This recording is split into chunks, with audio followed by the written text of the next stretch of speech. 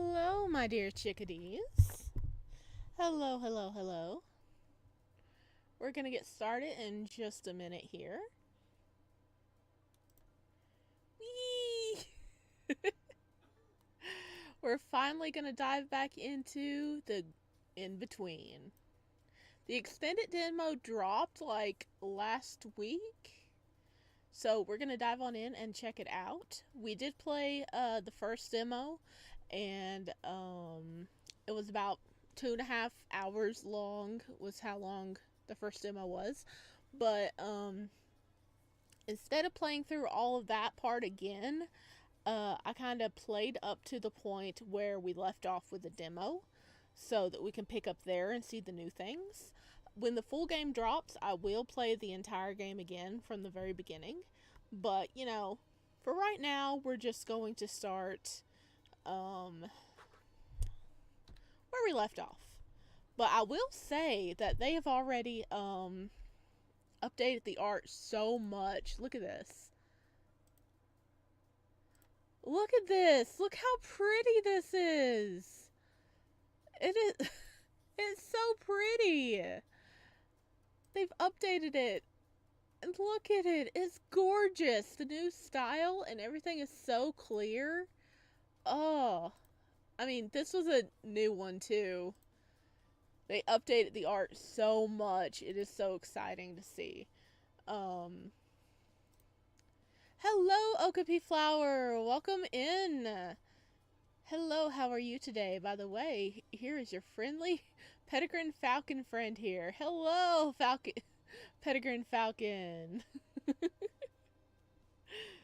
Oh, yay. Yeah, we're going to get started in a little bit.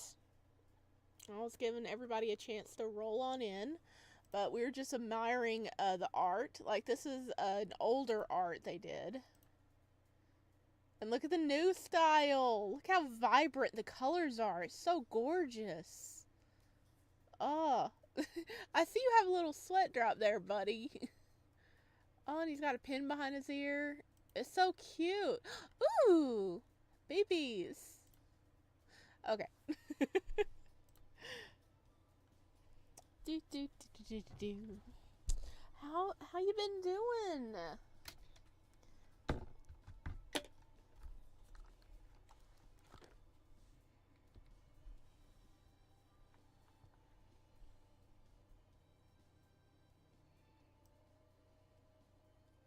Hello, Skylar. Welcome in. How are you today? Thank you for joining. We're about to dive on into the extended demo of the in between.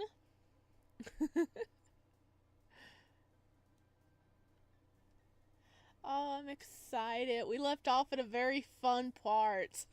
We woke up with a naked catboy in our arms. So,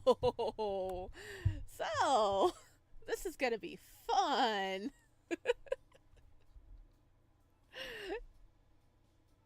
Alrighty. Whoopsie, moving stuff around. Didn't mean to do that. Whoops. I am a professional. What are you talking about?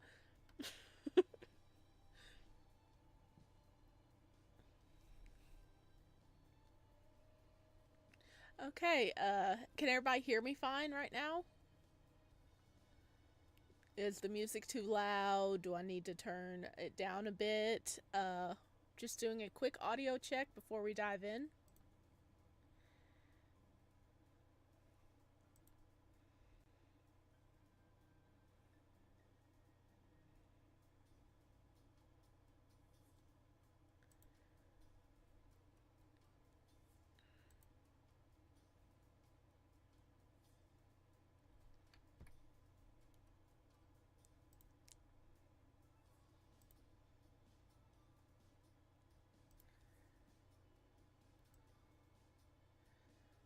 All right. Okay, we're gonna go ahead and dive on in. If you guys haven't seen the first part of the demo, I'm sorry. Surprise! All right, we're gonna get started here.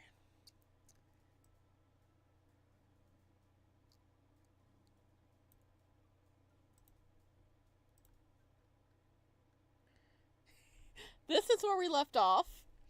Uh, so, long story short about what happened. Um, Micah, who we're playing as, the little redhead right there, he, um, inherited a inn, and it was trying to be kept from him by his horrible aunt Caroline, I do believe. And she was just like sending people in, being like, okay, just sign this without reading it, okay? Because she wanted to sell the property without him even getting a chance to go look at it. And even his friend Leon was like stealing the will at first, to be like, no, we're not gonna let him go out there because of like his new boss and things like that. But guess what? Maya biked his little butt out there, and he went in, and we saw this nice, lovely little cat. And, you know, the cat led us upstairs. We passed out, and we woke up to this. There is a cat in our bed. So, this is where we left off, and this is where we're picking up. What the fuck? Micah's mind raced as he tried to think of any way to get out from under this man without waking him. The last thing he wanted was to have to face this man awake. But look at his little grin. His little twofer. He's so happy. Just, who is this guy? Every time Micah attempted to peel off the clinging grip the man had on him, it became tighter.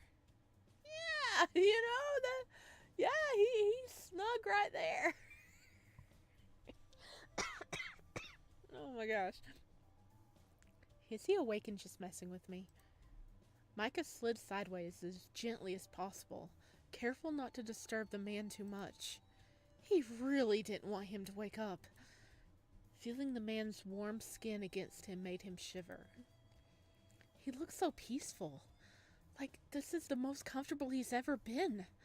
I almost feel bad disturbing him. Damn it. No, that's not what I should be thinking right now.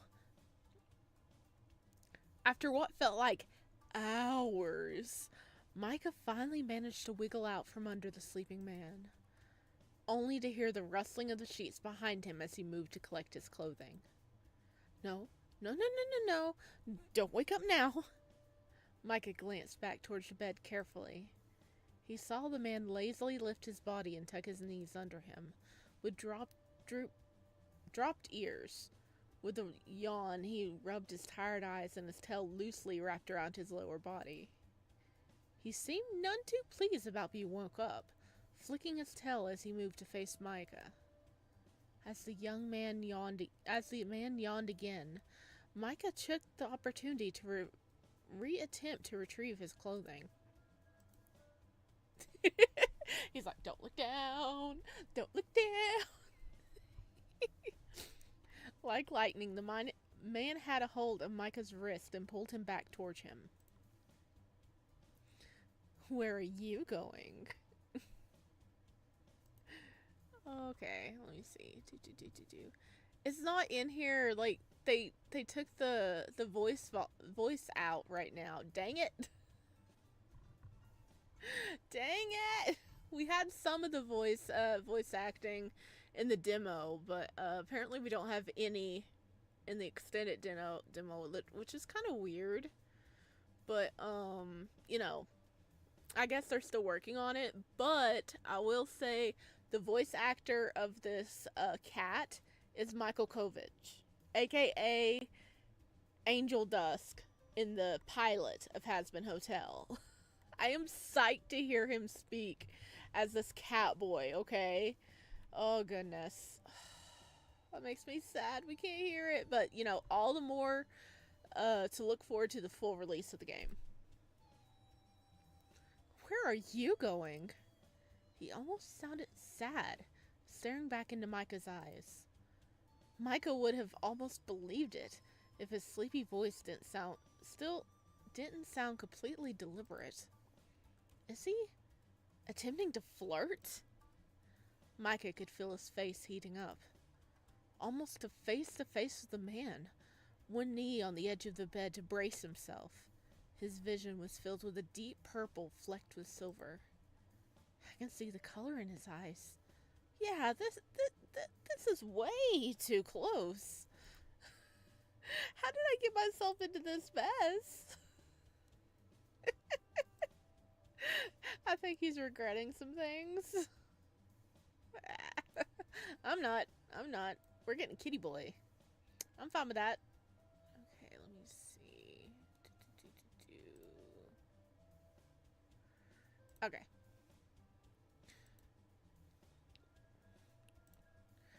I'm sorry. I didn't know anyone lived here. I thought it was empty. I really didn't mean to disturb. He stuttered as he tried to free himself from the grip around his wrist, still hypnotized by those eyes.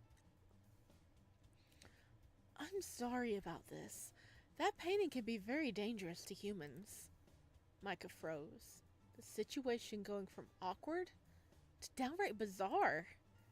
The sad look deepened on the man's face as he gently brushed his thumb over the scratch Micah had attained the previous night. I don't remember where the scratch came from. Oh, it's from him. It's okay. It's just a cat being a cat. They do that sometimes. No big deal. Just a cat. How interesting. Do you like cats? He flicked his tail and twitched his ears as he said this.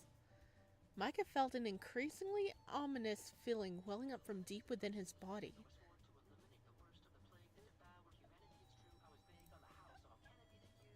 Okay, hang on a second, guys.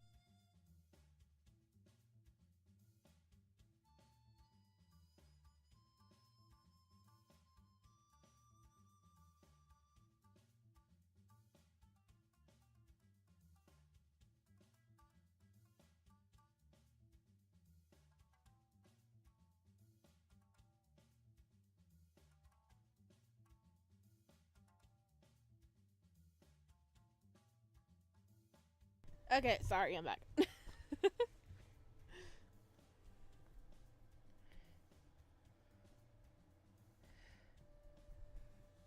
Oh my god, that's so funny. He's just like, do you like cats? It's like, yeah, we do like cats.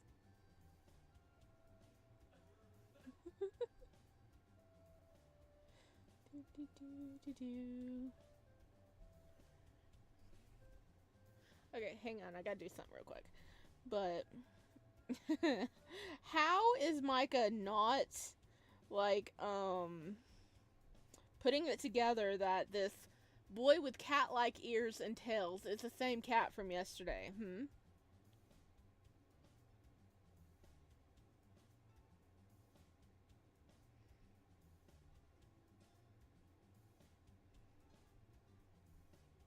Okay.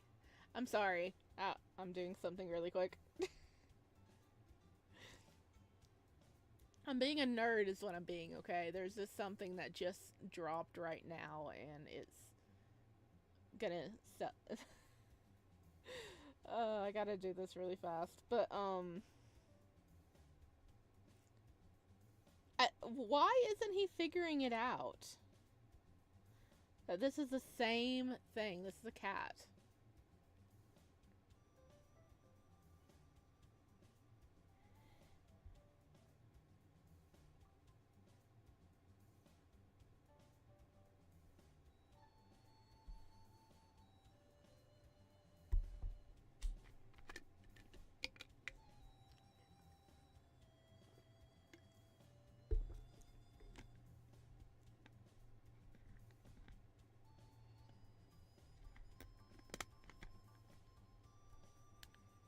King Explosion Murder.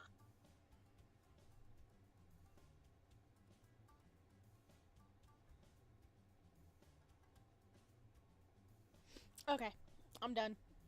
I'm done. We're back into it. Micah felt an increasingly ominous feeling welling up from deep within his body. This man was dangerous. Not necessarily a danger, though. Micah didn't feel like he was going to hurt him, but still. He felt powerful, and his sultry voice while in this position. Micah couldn't help but notice how beautiful this man was. He was afraid to close his eyes, but that meant he had no choice but to stare at the naked man gripping his wet wrist. The man seemed to notice his gaze, a satisfied smirk replacing his sad pout. Enjoying the view? A voice like velvet and a teasing wink. Ugh! He grunted in displeasure as he tore his hand out of the other man's grip. This time he was met with no resistance. An amused chuckle escaped the man's lips. I didn't expect you to be so easy to tease. How fun! Micah had had just about enough of this man. Who are you? Who are you? Who are you? Tell me something. Something? What kind of something? Oh, I know. I quite like blueberries. What? No! No, your name! Who are you? Micah stared at the man, his curiosity winning out just slightly over his frustration. Who do you think I am? The smirk that covered his face only grew. Micah had never wanted to punch a stranger more than he did right now. He didn't seem like he was going to answer who he was. The redhead sighed. Useless. I'm leaving. So sorry, whoever you are, to have intruded. Oh, don't go so soon. Micah didn't wait. He turned on his heel and almost ran out of the room, but he didn't get far. Before he got to the door, something heavy leaped at him and landed squarely against his back, wrapping their arms around him. They both landed on the ground and in a heap. What the hell? Why? You didn't answer me. What? Do you like cats? That's what you tackled me for? For the love of God, please put on some clothes. No. No? What do you mean, no?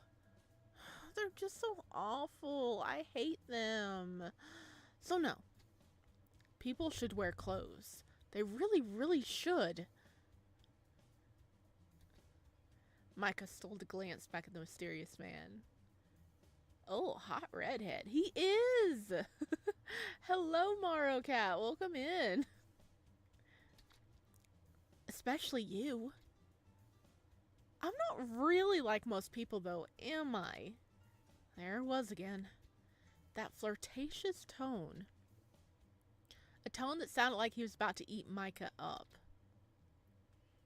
Yeah, about that. The man raised an eyebrow inquisitively, clearly expecting the next thing to come from Micah's mouth. Do you know what happened to that cat from outside? Dude, he is the cat. What are you on? I wonder if I can find it again. It was really sweet. Outside? No. The man sighed dramatically, and Micah couldn't help but feel a little bit proud. That was clearly not what he expected him to ask. As curious as he was about the ears and tail, he had more than enough of this nonsense. Right. Well, I'm out. Nice to meet you and all that. He managed to retrieve his shoes. However, his jacket was sacrificed for his escape.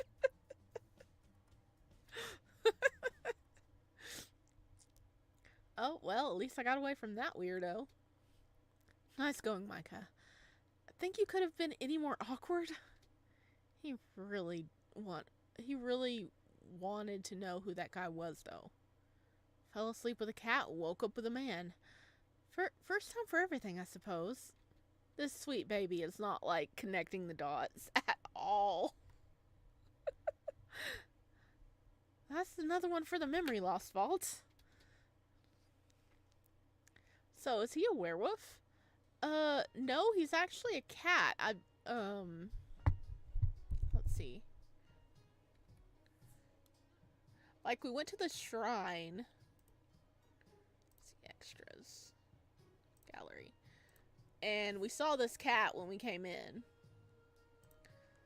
And we woke up with this. So, I think it's the same being. Just in a different form, you know what I mean? I think. Because look how fluffy the tail is. And it's like long fur, so I think he's the cat. Just his human form is what I'm thinking.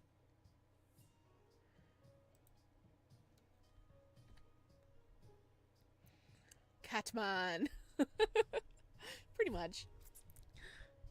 We're exploring a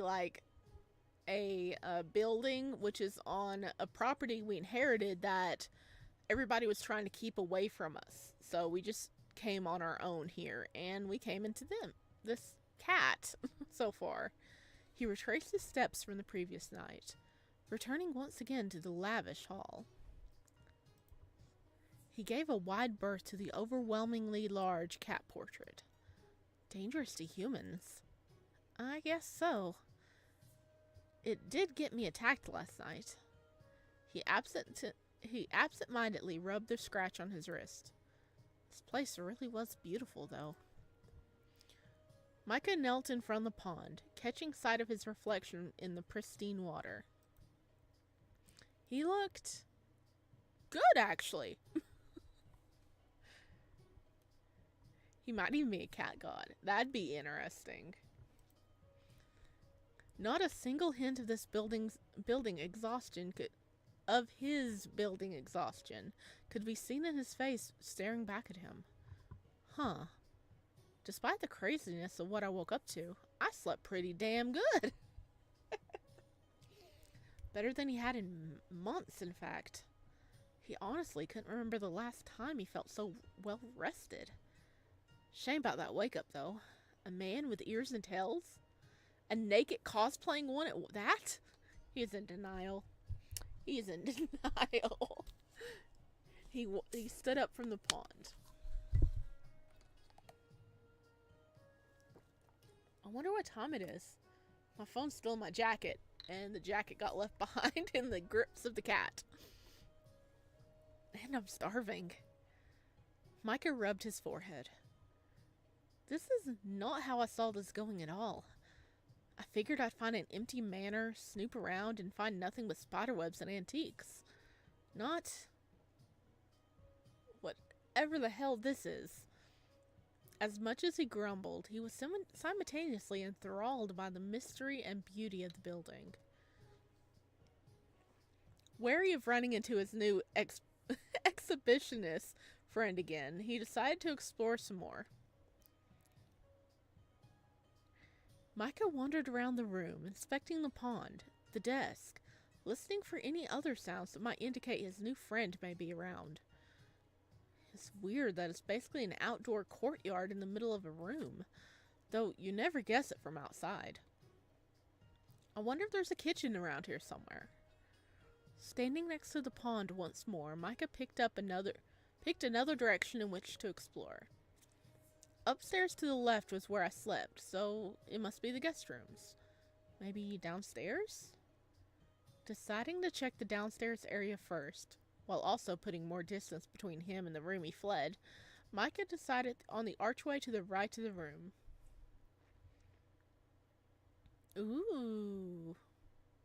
That is a long hallway. Look at the lights fading in the distance. Each hallway was the same as the last, creating a never-ending labyrinth of passages, turns, and dead ends. Okay, the building didn't look that big from outside. I'm getting Spirited Away vibes. How about you? Coming to yet another passage lined with paper walls, Micah couldn't help but sigh. It's like this place is confusing on purpose. He laid a hand against the wall. I've never seen designs like this, though. It's nothing like the rest of the city. Yet it didn't look old, really. Everything about this building was in perfect condition. It felt established and ancient. But to look at it, it could have been built recently. It feels familiar somehow, like I've been here before. He felt excited, like a little kid on an adventure in a fantasy land. Leon said this place was unfriendly, but the name stopped him in his tracks. Leon. Damn it, where are you, man? I don't care where Leon is. Shaking his head to rid himself of the thoughts, he continued down the hallway. He spent several hours exploring the inn, room upon room, each one different to the last. One room reminded him of his own apartment. Another looked fit for royalty.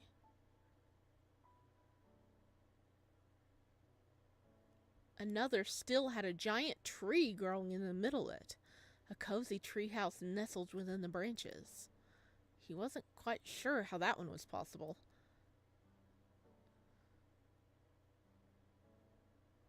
Ever so often his intrigue was disturbed by the grumbling of his hungry stomach. Everything he had with him was still on that bedroom floor.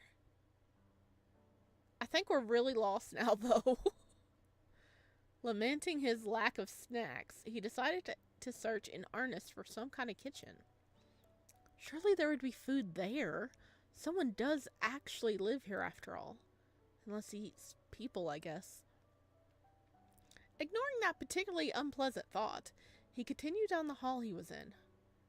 Not only dozens of rooms, but also endless hallways. Jeez.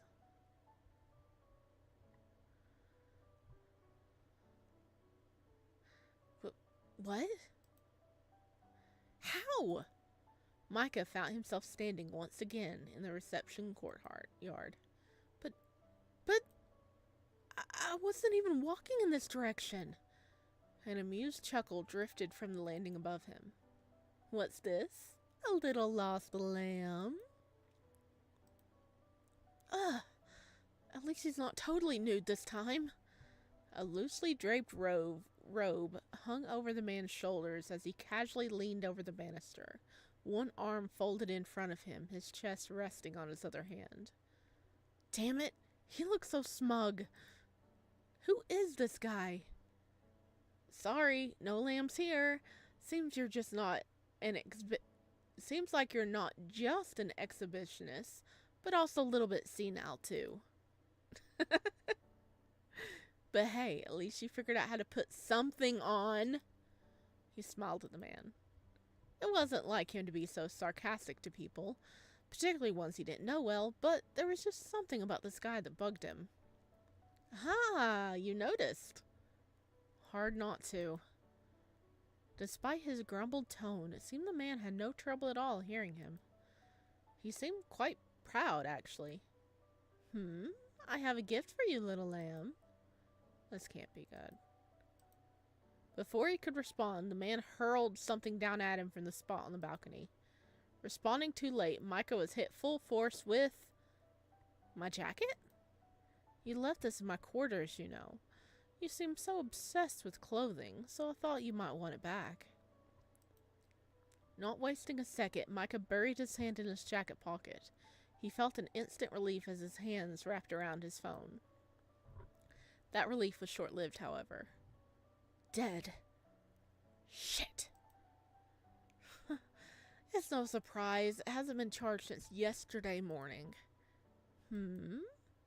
Micah looked up at the man, impatiently flicking his tail. Oh, right. Thank him. Stay silent. Object. Let's thank him. Let's be nice. Hey. Yes? Thanks, I guess, for giving it back. You are most welcome. His tail swished happily. Huh. He really is like a cat. His tail gives away how he's feeling. That's kinda cute. Why do you look so disappointed with my gift? Disappointed? Do I? What was in it that displeased you so? Oh, right. He saw that. It's nothing, just... He looked back down to the dead phone in his hand. That little black box. What exactly is it?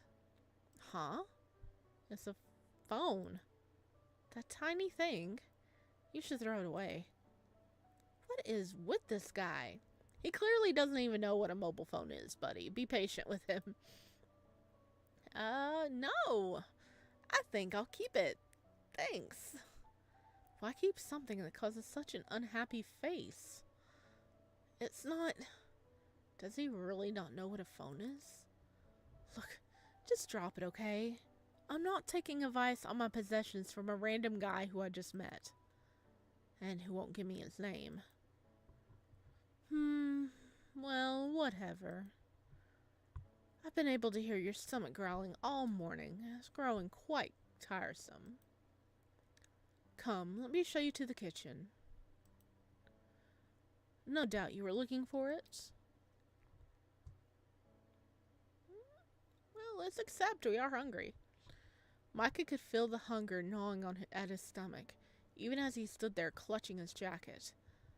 He felt even hungrier now that the man had pointed it out. Fine. Show me the way, oh mysterious one. His tail twitched. As frustrating as it is to ask this weirdo for help, it couldn't hurt to have a guide around this crazy place, right? Hi, I'll be your guide. I'll be your G-U-I-D-E to the other side.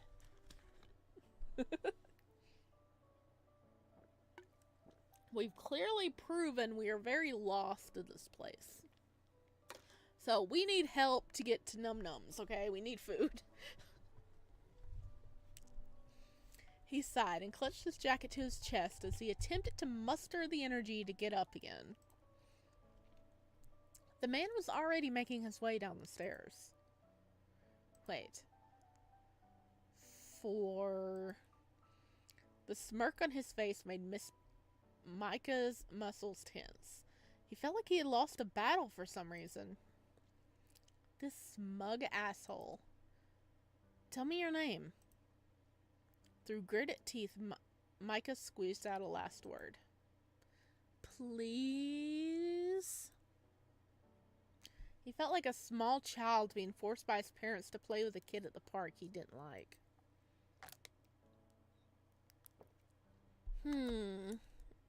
You didn't answer me before, though. Answer you? I asked you who you think I am. I think you're the pain in the ass is who I think you are. Micah. Oh, he's done with the cat boy. But in all fairness, my little lost lamb, you also haven't told me who you are. You were the one in my quarters. Shit. He has a point. Look at that face. Look at that face. Look at those abs. I feel our situations are a little different here. Oh, my name is but that's okay. I know who you are already, my dearest Micah. Micah froze. He knows me? Oh my gosh, you're streaming this! Yes, I am, Ohilia! Welcome in! How? Why? Who is he? In Micah's shock, he didn't avoid the man as he came face to face with him, long fingers lightly touching his chin. Emery's. Right. Oh, I know that's Rye. Right? Emery's? Emery's?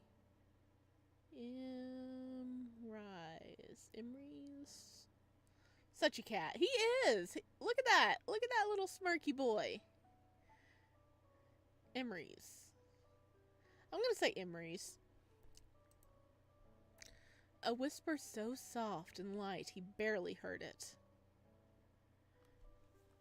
What happened? Can I get a quick summary? Yeah. Well, you already know what happened in the original demo. But we woke up.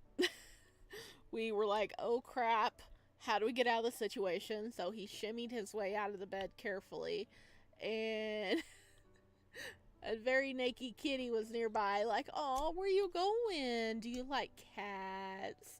And he's just like, bye. So he goes downstairs, he's looking around, and he's like, I'm hungry. So we're like walking up and down the aisles, and we're going into different rooms, and each room is like very different.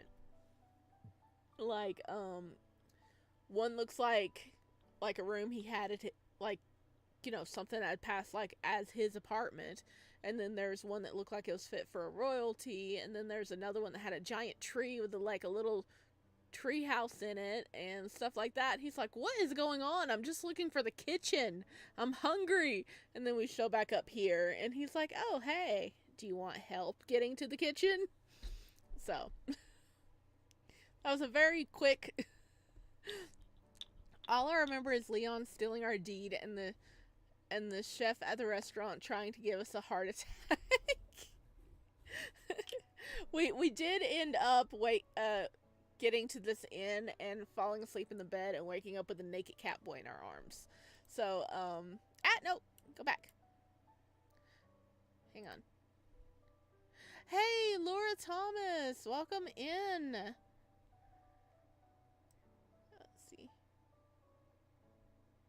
Oh, hey, I'm glad you're enjoying the stream. Do you stream daily?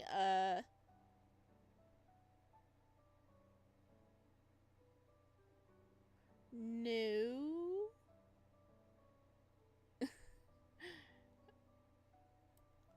Huh. Okay, sorry. I had I had the similar series of questions asked to me last stream, and it turned out to be a scam, so... I'm not saying you're a scam, Laura. If you're real,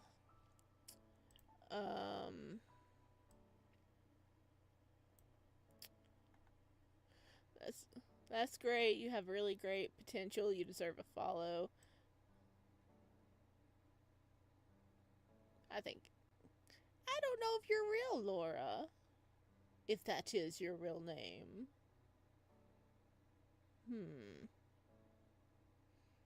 What game are we playing, Laura? Can you tell me that?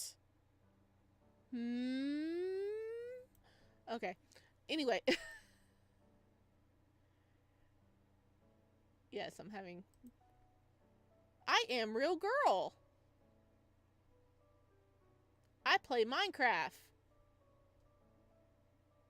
I don't think you real girl. I didn't ask what you played. I asked what I was playing. Sorry.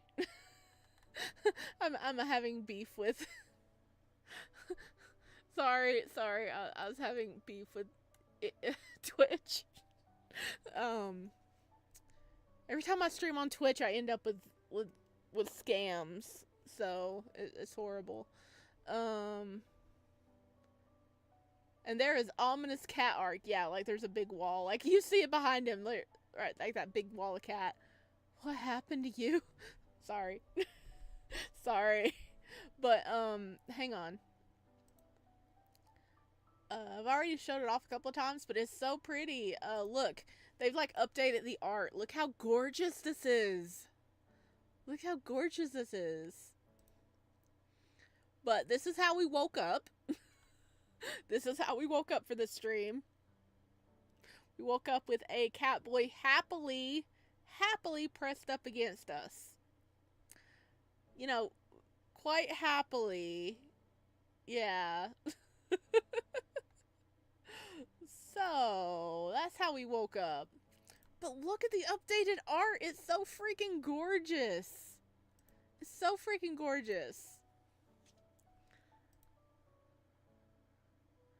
They made Leon more attractive. I hate it.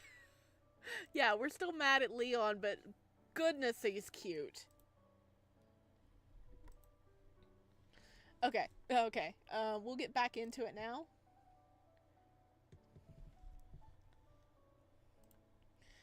A barely audible sigh from a voice, and yet filled with a powerful presence.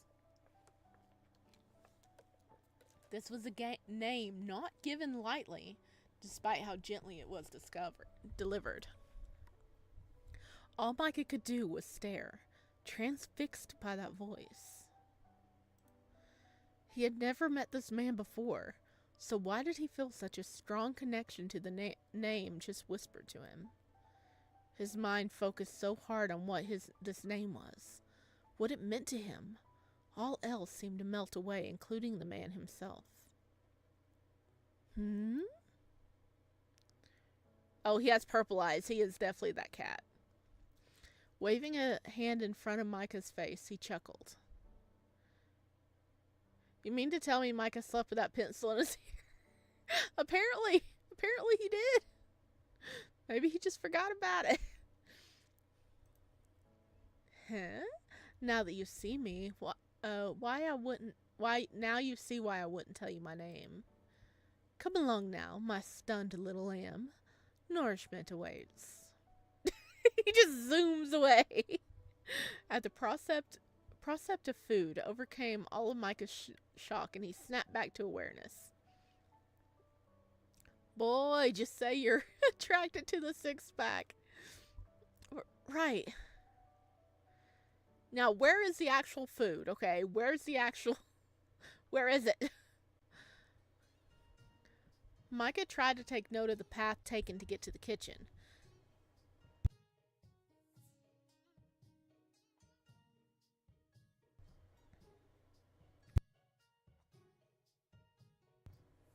Sorry, I had to sneeze. But to his frustration, he had already been this exact way and found nothing but a weird rock in the corner of an otherwise empty room. Micah frowned. Hey, what's the deal here? What do you mean? He knows exactly what I mean. This place, does it, never mind. It's too stupid to even say aloud. Micah sighed. Can't be.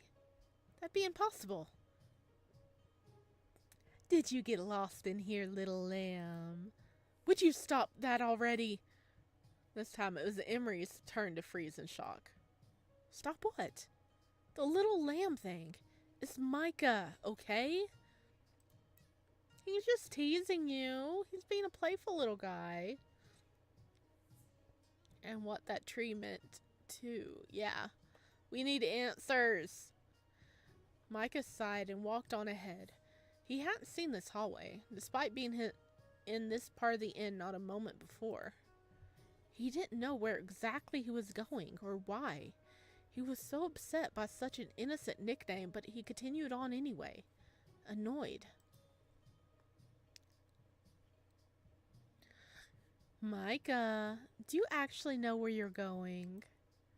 If you're not careful, you'll get lost again. Micah stopped and turned back around to face him. This place is weird.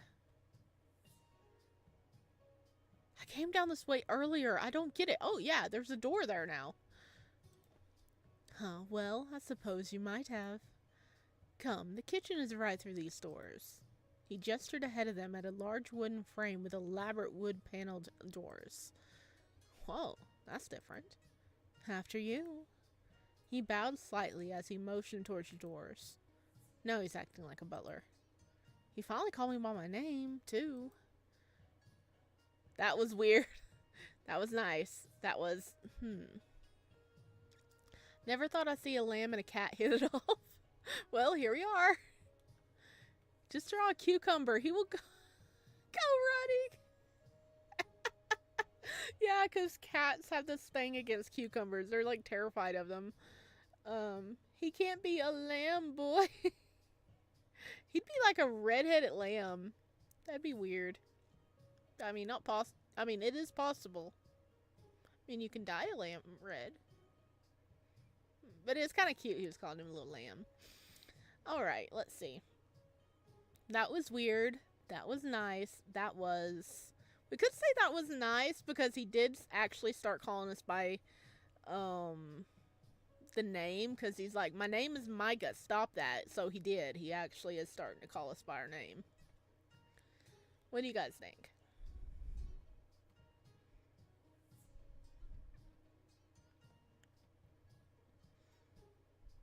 I think I'm gonna go with this one. Hearing him say my name. Weird. Weird. Too late. Too late. I clicked it. I didn't expect it, but it felt really warm. Oh, where he's blushing though. Look at him. Micah sighed. This guy made no sense whatsoever. I don't care what he says. He has cat ears. He's weird. No, screw that. This whole place makes no sense. And yet, he was enthralled. Completely, utterly enthralled. He wanted to see more. To explore. To discover what made this place work. Hallways that change? It shouldn't be possible. And yet, he reached out, excited to see what lay behind these doors. Emery's pushed open the large, heavy doors and stood to the side as Micah entered. Ooh! Look at this kitchen. I mean, if I was him, I'd beeline over to whatever this is. That looks edible. Those are potatoes. Potatoes. You know? Potatoes. Boil them, mash them, stick them in a stew. Got a little cute little flower apron over there. Some fresh picked flowers, surely from outside. I don't know what that is up there. Looks suspicious. Maybe more flowers? No, it's like in a basket. I don't know. Nice plates. This is a nice kitchen. Sebastian would be proud. Tempted to push his hair aside since he doesn't have human ears and his skull just flat.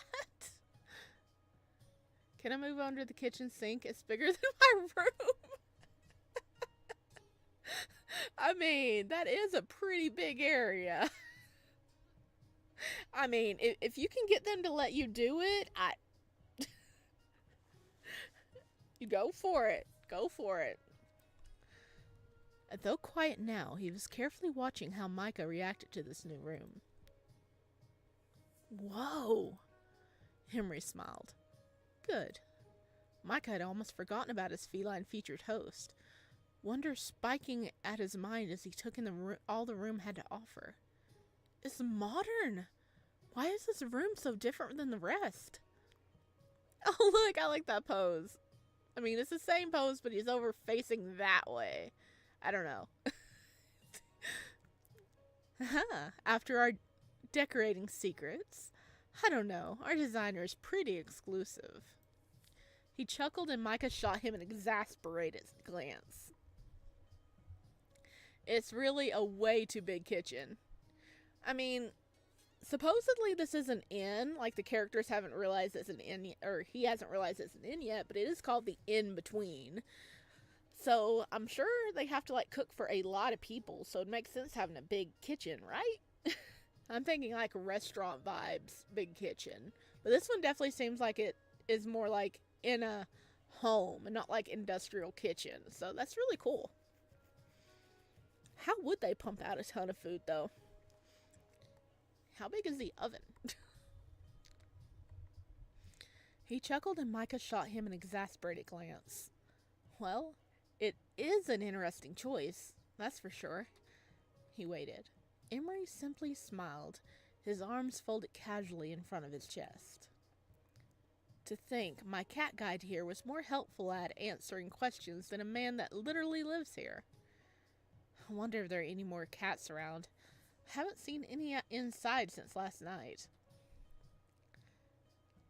Emery flicked his tail. He looked both amused and slightly annoyed. He's like, oh, come on. Come on, I'm a perfect host, okay? I'm a perfect host. Fair for an inn, it fits, yeah. Because people need to eat, Micah, you can have an outdated room, but not an outdated kitchen. Yeah, I mean, if they had the opportunity to update the kitchen to make it easier on them, I mean, instead of being in there like, you know, with medieval cooking devices, if they could update the kitchen, it's good to update the kitchen to make it easier on them. Wonder what his problem is. Micah was about to ask Gwen. Emery's let out a hearty laugh as Micah looked down at his own stomach, seemingly surprised at the noise it just made. He's a catastrophe. But good one, Maro. I am one hell of a perfect host.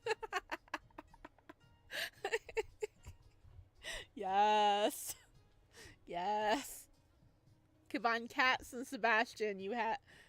That is perfect, Oelia. You gotta be kidding me with all these lovely cat puns.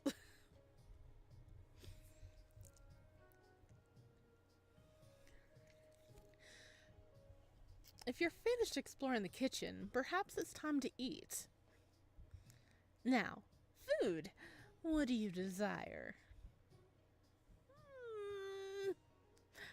I'm being good today. Wait, you're gonna make it? Why not? Is there some kind of problem? Micah stared at him like he had suddenly grown. Well, he already had a tail. I just wouldn't have expected it, I guess. You like cooking? I do. Very much so. It's a personal hobby of mine, you could say. Do you like some tuna? Tuna. Micah's excitement faded quickly. However, as he watched Emery's walk to a hook with an apron hanging from it and remove the robe, which already covered precious little.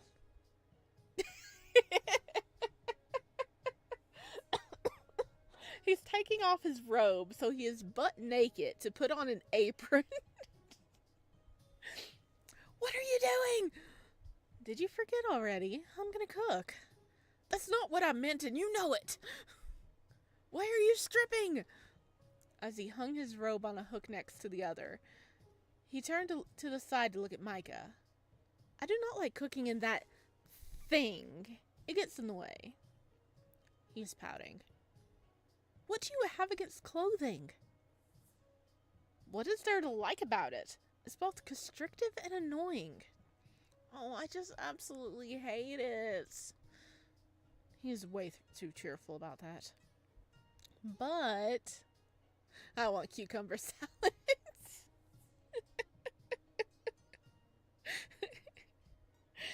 Can you just imagine him in his like human form and he just like cucumber in front of it and he just says like and like just like all poofs up, like his hair and his tail just poofs up and he's like clinging to the ceiling or something. I don't know. Next time I go to my friend's house, I'm gonna expect her cat to cook for me. I mean, I'd be really afraid of what my cats would cook for me. Honestly. Last time they tried to feed me, it was like a mouse, and I'm like, no thank you. No thank you. I rescued a baby bunny from one of my outdoor cats last month. I think it was like last month, or I don't know, but it was a baby bunny and I rescued it from him. It was okay. It was just missing a little bit of fur. And I wouldn't let it go. Whatever. Do whatever you want. I'm too exhausted to argue. He sighed and slumped down in a chair opposite the counter, rubbing his temples. Emery's took the apron off the hook and looped it around his body lazily. Emery's flashed a particularly toothy grin, a sparkle in his eye. I wonder what it's like to have fangs like that. See? Nothing to get so riled up about. I'm fully covered. Wouldn't it make more sense to put that on over the robe? Look how smug he is. 2 layers of clothing. Oh, horrific. Oh, are we gonna zoom in? Are we gonna zoom in on his apron self?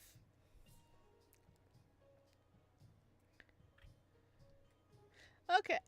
His tail's covering his bum. I think we're okay. I love the camera pan, okay? This is fun. Grilled fish? That would be yummy. Oh, what happened? Oh my god, that happened to my friend. She called me panicking, telling me her cat got her a mouse and it was on her table and she was scared to move. Oh no. An apron isn't really clothing. Besides, your backside's hanging out now. Oh, we don't get a bum shot. Better than his front, though, I guess. You worry too much. Besides, I can dress how I want in my own kitchen, can I not? I mean, I guess so, but, seriously, you're way too much. I only just met you and already I've seen more than I wanted to see. Quite literally, in fact. Emery set to work, tail swishing happily as he bounced from plate to plate around the kitchen. Despite Micah's disapproval of his attire, he did look like he was enjoying himself. He looks really happy. It's smelling really good, too. It's smelling really good. Why, thank you. But it's a simple dish, really. Emery placed the finished disc in front of Micah. What is it? Overwhelmed with the delicious smell and mouth-watering appearance, Micah wasted no time devouring the meal in front of him. Glad to see you still like them. What? What? What? Anime logic. Everyone has a six-pack despite being a goddamn cat. I mean, if you want this to be your last YouTube video, you can turn off streamer mode. Hey, in my defense, there was not a button for streamer mode or not streamer mode with this, okay? But I think it's gonna be safe for work anyway. Like, I think they got me, like, this is a stream-friendly one. Look at Micah lying like he was blushing like crazy. What does he mean by glad you still like them? Micah didn't hear his low mumblings, and right now didn't even care in the slightest. If he wanted to talk to himself, then let him. Every ounce of Micah's attention was taken by the delicious, fluffy pancakes in front of him, loaded with berries drizzled in syrup. He was in heaven. Emery stood proudly watching him eat his food, tail swishing happily. Seeing the flicking out of the corner of his vision, Micah looked up at the expectant face of the excited Catman. He's like an excited puppy. What? A dog?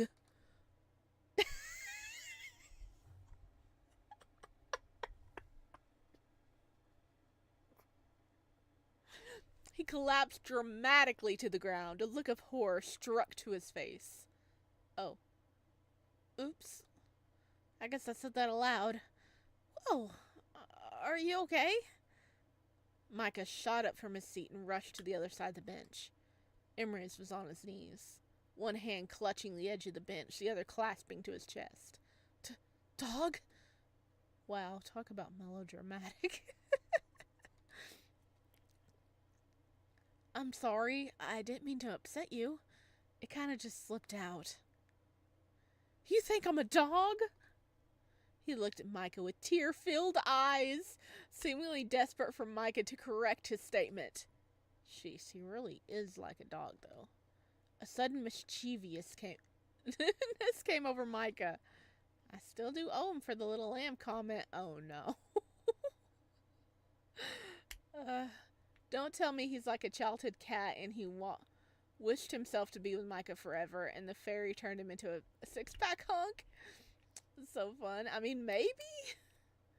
You're not very cat-like. All the cats I've seen attack dogs. First, they're these Gen Alpha cats. Don't mess around. Oh, no.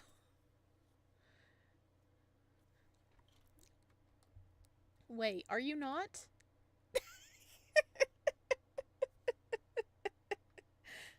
I just thought the way your tail reacts to everything, its shape, your general personality, it's kind of wolfish, you know?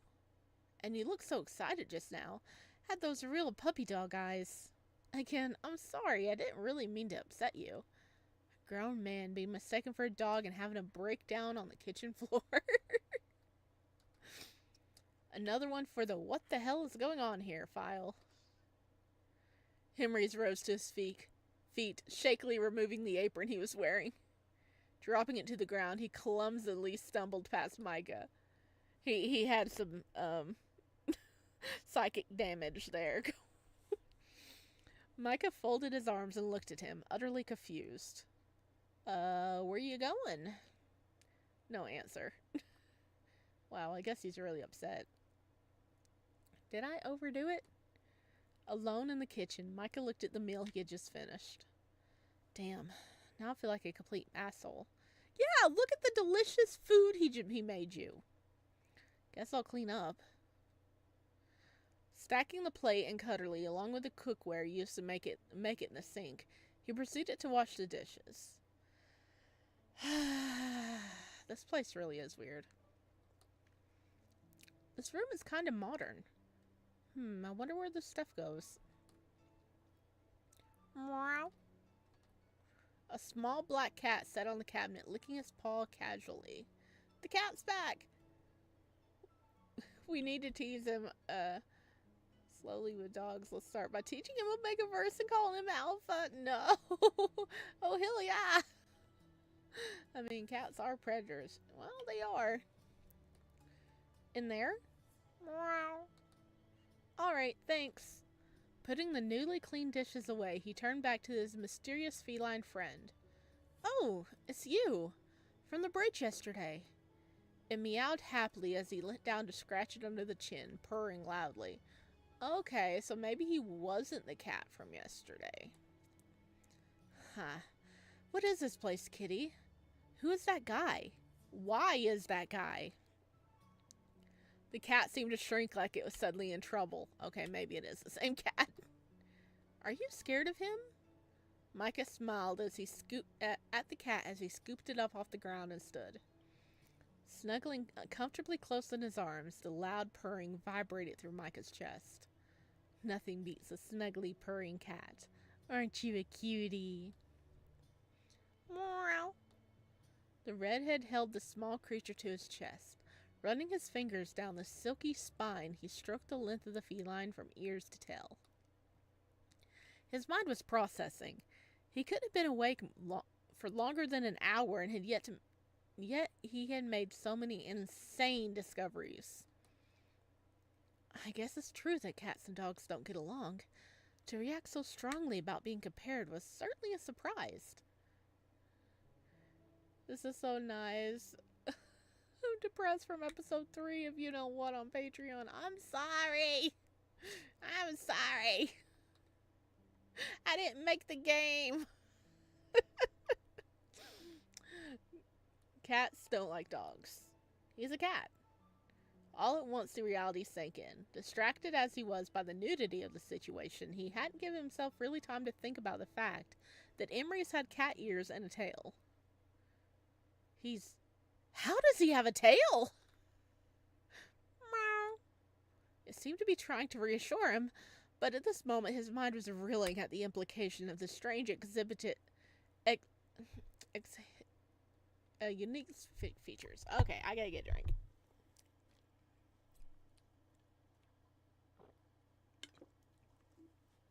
Imagine chilling with your cat homie and they turn into a human and leave you to flirt with some guy. I mean, I would love to see my cats as human.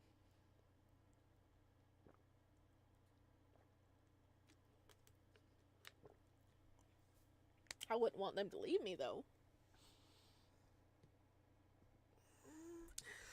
Oh, stretchies.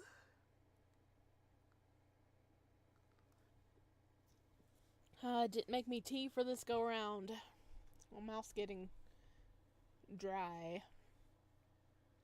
Humans don't have tails?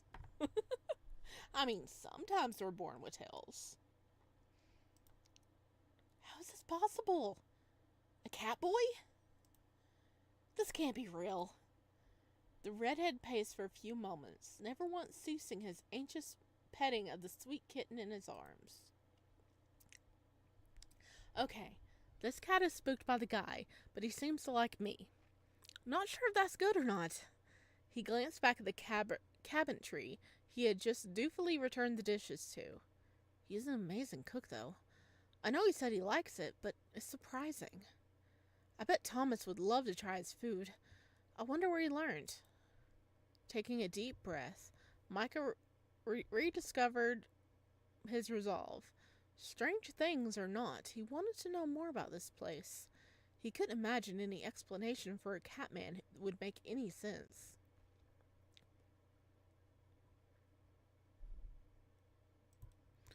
He did get the impression that the man really wanted to mention it, though.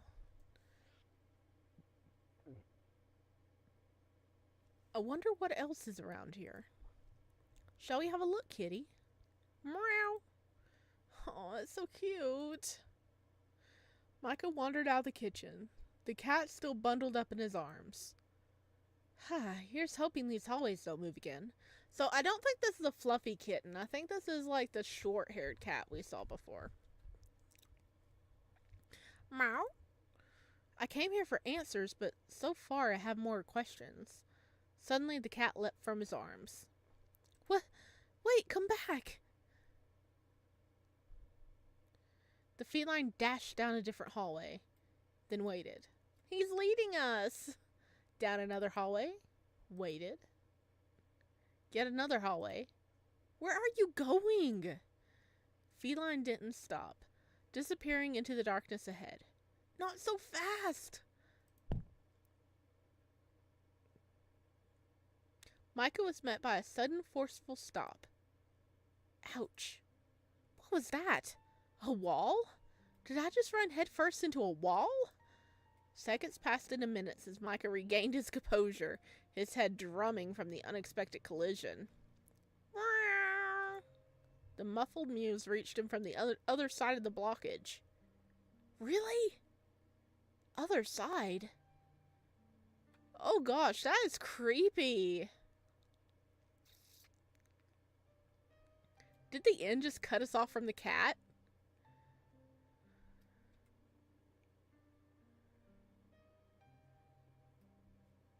Thomas is an assassination in disguise with serving food like that. He better lead us to an exit. Oh yeah, Thomas is the name of our cafe friend. I think he was trying to lead us to an exit and we got stopped by the building. Laying his hand on the surface of the wall, it felt as solid as one would expect a wall to feel. There must be a gap somewhere. The cat just ran straight through. He would find no such entrance. As far as he could tell, the feline really did run straight through a solid wall. Did I wake up in a funhouse? Am I being pranked? It sure feels like it. Micah stared at the wall in front of him, unsure of how to proceed. Frustration welled up in him. So much has happened since he got here.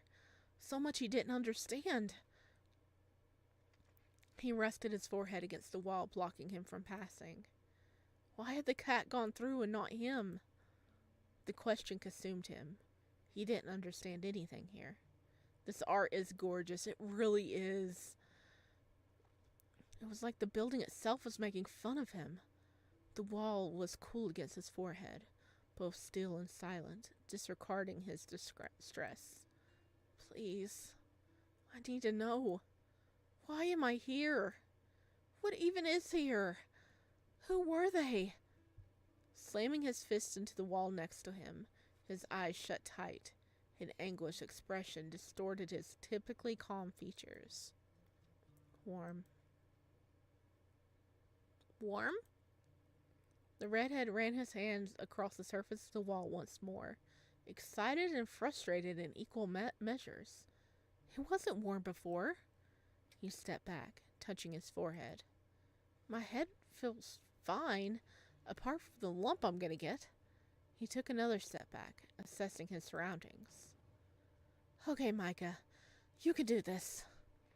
It's just another weird thing in this house to solve. Can't say I've ever been tested by a house before. First thing for everything, I suppose. God, this place is definitely haunted. The very thought made him want to cry, a shiver transversing down his spine. He closed his eyes. He needed to think. What am I not seeing? His mind drifted to the difference between exploring himself and being guided here. I wonder if Leon also got stonewalled coming here. He thought the wall pun was pretty clever until he felt the wall itself lose some of the heat it had been emitting. Whoa. Whoa, what? This damn house had no sense of humor. To be fair, houses shouldn't have any sense of humor. They're a house. Micah placed his hand on the wall once more. Okay, let's try something crazy. You know, I'm beginning to think you don't like me. This is the second time you stopped me from going somewhere. Am I really not welcome here? I'll leave, I promise. He rested his head against the wall once more. Please. Whatever you really are. Please, just let me through. Gritting his teeth, he leaned forward more heavily, his forehead driven into the wall so hard he was sure it would bruise. Every inch of his body tremored. He knew there was something important behind this wall. There had to be. Once again, he was being prevented from discovering anything. Fists balled, he waited. He waited. And waited. And waited. Micah's nose twitched. What's that? Honey? Oh no. The scent both distracted and alarmed him, filling his senses. It's coming from the wall? Cats are cool!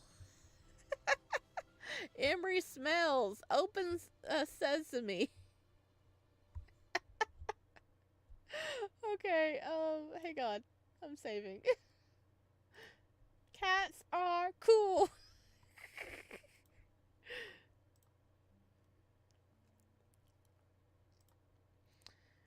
Okay, you go home. That's how you proceed. I know there is a rest of a tale, maybe. Take your hairband and pin out. Put them together. Make a slingshot. You need a weapon to fight your way out of this inn. I thought the inn ships them. Imagine walking and seeing a guy begging a wall to let him in. I mean, the place is already weird enough. He's just trying to adapt here. Cats are cool. Man, that was exceptionally stupid. Oh, but it worked! Micah watched on as the very wall shimmered before his eyes, then slowly vanished. A door? Micah carefully inspected the new appearance of the wall that was no longer a wall. It looked as though it had always been there. It always looked the same as the one that led into the kitchen, but... Oh no, please don't lead me back to the kitchen. He took a deep breath and pushed the door open. Hey! New place! This is totally different. Holy crap. As the door swung open, a very different scene was revealed to Micah. Plunged into a very different world, the hallway behind them, him melted to match the style of this new room. Hey, thank you for the follow. Welcome to the nest. I hope you enjoy your time here.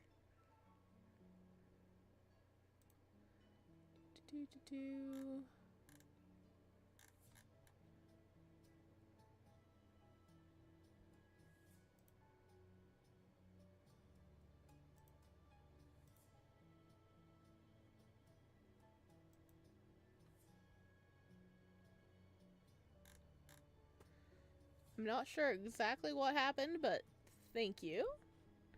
Hello! My own kitty came to join us. My own kitty came to join us. Hello!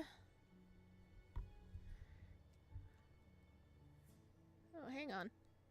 Hey, there we go. First time chat.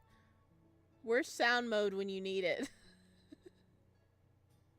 Like, I heard the chime went off, but I didn't see the actual notification.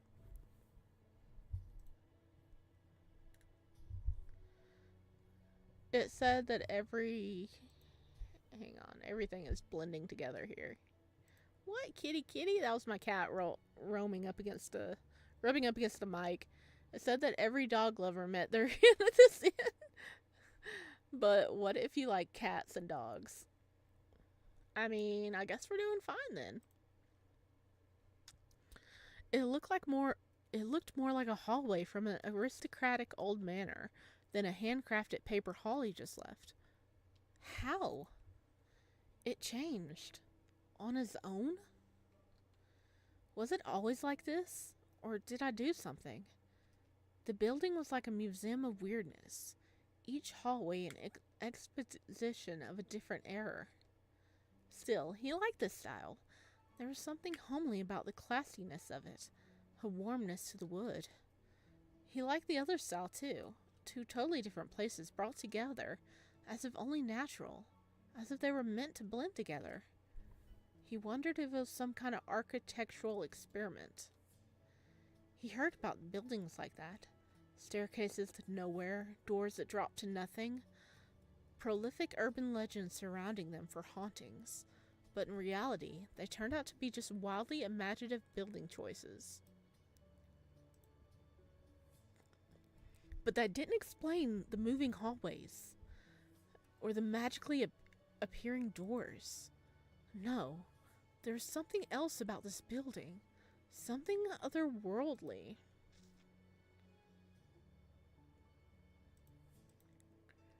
As he looked around the room, he heard a soft but urgent meow. It was the sound of someone whispering at someone to get a move on.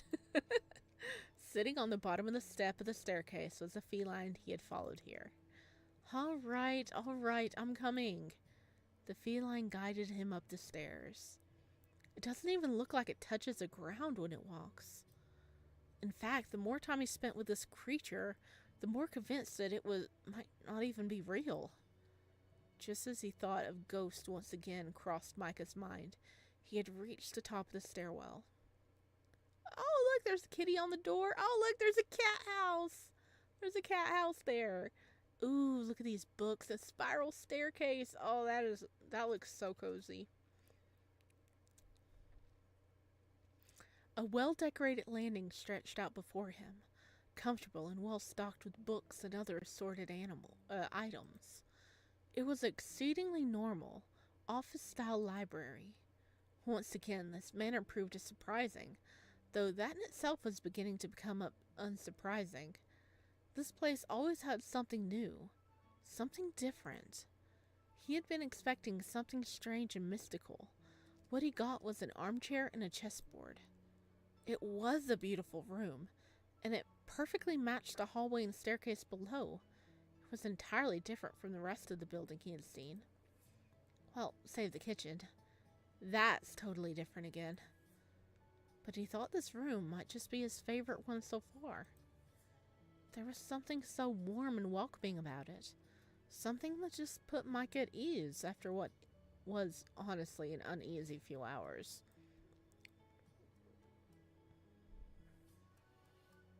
Is it too late to ask the cat guy to make me the Dubai chocolate bar? I think it is. We offended him and he left. Oh, there's cats down there too. The chessboard in the center room was set ready for a game, as though waiting for someone who had just recently stepped away. Strange to have no seating. He couldn't help but laugh on seeing the small animal he followed there waiting patiently, perched on top of a tall cat tower, nestled into the space behind the spiral staircase. Running his hand over the banister's rail, he smiled at the feline. You know, I always loved spiral staircases. There's just something about them that feels so majestic and classic. You rarely see them used anymore. I get why. A regular staircase is difficult enough. Can you imagine what a nightmare a spiral would be? For both design and function. It's a shame, though. They're so cool. Meow. Oh, right. Cat. As he scratched his head awkwardly, the cat bounded up the spiral staircase. Micah scrambled to follow. Where are you leading us, little guy? What if Leon left this place because he's allergic to cats? I mean, I wouldn't be surprised. Okay, maybe these things do kind of suck. But they look nice. That's a hill I'll die on. What the? It's... Wow. Ooh, look at that. Oh, that is pretty. Before him stood an impressively large wooden frame double door, engraved with a scene of a magnificent magnolia tree set into a rough stone wall. Another design change. Whoa. Micah was enthralled once again by the marvels of this building. Everything he looked at was a gorgeous display of craftsmanship and architecture. The cat sat in front of him, looking up at the door. Should I try to open it? I wonder if it's locked. He decided to try. Whatever was in here, this creature at his feet clearly thought it worth showing him. He could possibly just have left a toy behind or something, right? Right? As expected. Locked. Damn it. Now what? He tried the door several more times, attempting to find a weak point on the door, or some kind of mechanism that might allow it to open in a more unexpected way. Frustrated, he sighed and stepped back, taking a look over the sculpted doors. He stood still, a deep frown settling into his features, hand stroking his chin in thought. So there could be another hot cat guy. There could be. Just as he was about to give up, the small feline stood against the door, swatting at a part of it. Micah knelt closer to inspect. Pressing down where the cat was attempting to touch with his paw, a small block compressed and slid to the side, revealing a keyhole behind it. A secret compartment? Wait, didn't we get a key? If Micah was a cartoon character, he was sure his eyes would be comedically sparkling right now. Why such a security measure? Just what is this place? He touched a strange-shaped keyhole, wondering what kind of key could possibly fit in there. An engraved marking shaped like a magnolia lay beneath his fingers. The cat pawed at his leg urgently, desperately trying to get his attention. Just as it did, a flash of purple sparks shot out from the same spot he had been touching a mere millisecond before. Holy shit! He leapt backwards. Breathing heavily, he let out a nervous laugh. Never had a door try to electrocute me before. He glanced at the cat. It was cowering beside him, fur on end. It looked terrified. The very sight of it made the hair on the back of Micah's neck raise and his skin start to prickle. He was sweating. Something was here. Something very angry. Imagine all the cats turn into six-pack men. Turn around, try to run, ignore it. Okay, I'm saving.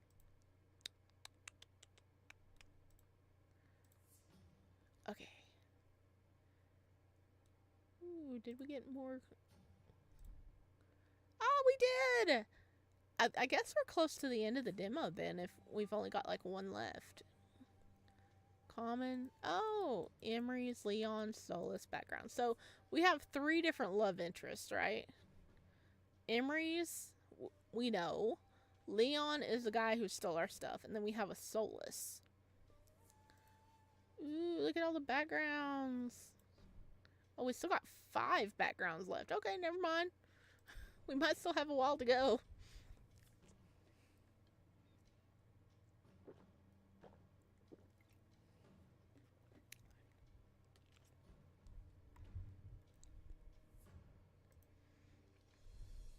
Okay, turn around, try to run, ignore it.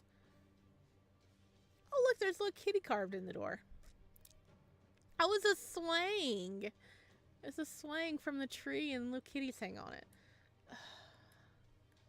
Something here was very angry. Turn around, try to run, ignore it. Who's the third guy? Like, I've seen a picture of him before, but he hasn't been revealed in the game yet. I don't remember what he looks like. What should we do? I don't think we should ignore it. I think that means death. Maybe we should run? Try to run? I know I would. I'd be spooked and I'd be like, okay, I'm out. Yeah, let's try to run. The growing sense of anger threatened to consume him as he stood there, paralyzed with fear, and the cowering feline beside him looked scared out of his mind. Scoop up the kitty, okay? You gotta scoop up the kitty. Shit. I fucking knew this place was gonna be haunted. Even Kitty's scared. What do I do? Do I run? Do I stay and get eaten or something? He could feel every muscle in his body preparing to launch himself down the stairs. He shut his eyes tight and braced his posture to run. Before he could make a move, the frightened feline let out a blood-chilling shriek and attempted to dart past the presence. Micah shrunk back against the wall, back pressed against the door. I wouldn't even be in the situation. I mean, fair. The offending creature in front of him was a dark mass of crackling purple lightning and smoke emanating from. A cat? What the fuck is wrong with the animals here? It felt wrong to call this creature a cat, though. Larger than any creature he'd seen before, this creature sported thick black fur and subtle purple patterns threaded through the wildness of his coat. A deep guttural snarl emanated from behind its bared fangs.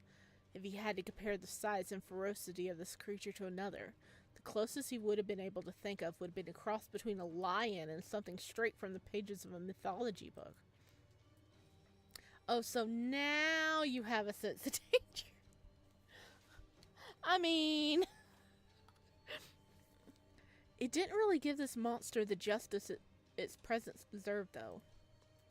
While it felt like the world was in slow motion to Micah, his consciousness completely consumed by the anger of the presence. The feeling of threatening fangs at his throat was, in fact, a matter of mere seconds. As the cat darted past the angry mass, it lashed out, fangs sinking into its prey, and it was thrown across the room like a rag doll, where it slammed to the floor with an ominous thump. Wait, did he attack the cat? Did it attack the cat? Dread filled him as the thump echoed through the room like a war drum. Silence. Micah froze. His blood ran cold. That voice. Who was that? The present glided past him, ignoring him completely. Enough of your insolence, Killian. Why do you bring him here? That voice. Was it the angry cloud is speaking? A whimper escaped from the disoriented feline who was cowering on the floor where it landed. Time again felt slow, and in the heartbeat in Micah's head felt as though it might stop at any moment. He was afraid. Afraid for the feline who had tried to show him what lay behind those doors. But more than anything, he was afraid of never getting the answers he sought. He felt this feline was trying to give them to him. He didn't wait another moment to stop and think. Micah launched himself at the spiral staircase, coming too close for comfort with the creature. He slid down the winding handrail, something that would have been fun in any other circumstance. Yay! He's picking up the kitty! You're so lucky this isn't in Omegaverse right now, Micah, or that thing would be on you by now. Oh, hell yeah! He is lucky, though. He carefully lifted the small animal up, nestling it safely into his arms. As fast as his legs would take him, Micah sprinted down the hall. Every twist and turn got him more and more lost. Every hallway was the exact same. While he considered himself an athletic person, the panic and confusion was exhausting Micah quicker than he had realized.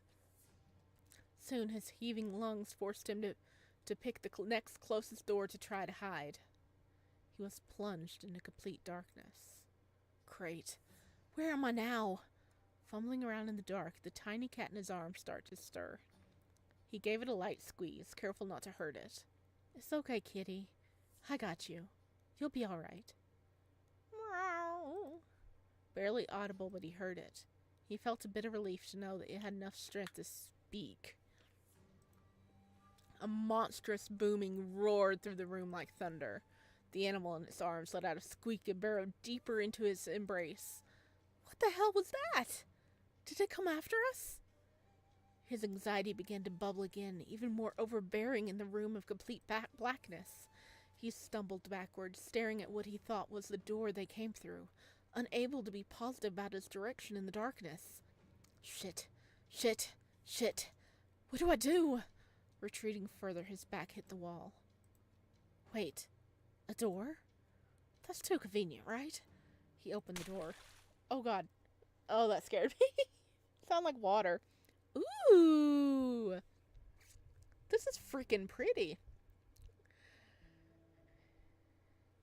Yeah, you know, not death or anything. The worst thing that can happen to you is finding answers. Priorities! I know, right? If you eat from Chef Thomas, you're nowhere near athletic with that diet. I mean, true. But that stuff looked very good.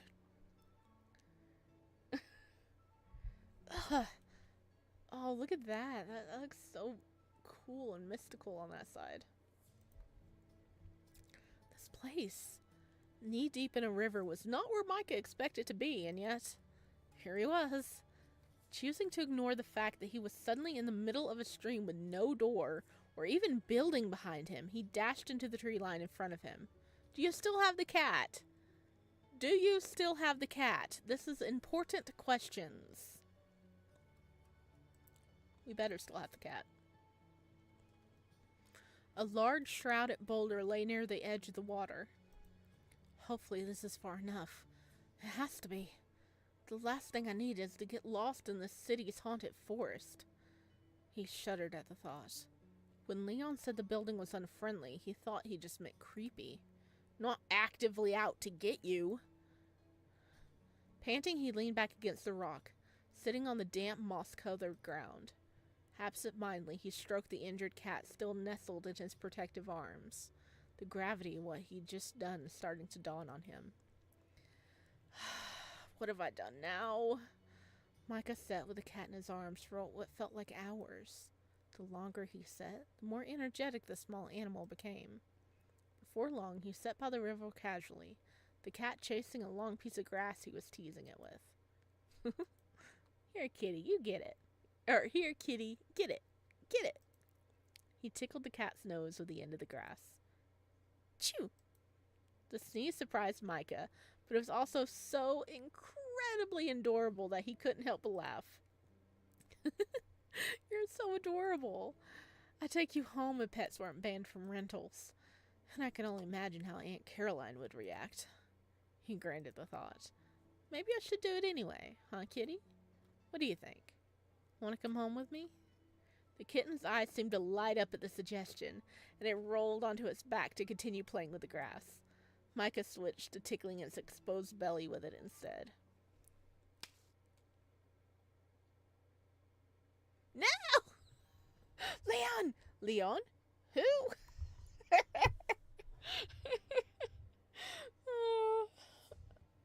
The only time you'll catch me eating that food is death row might as well the food kill me before this day. Come on, that food looked good, but I mean in excess it'd be so bad for you, but every now and then it'd be fine. Who?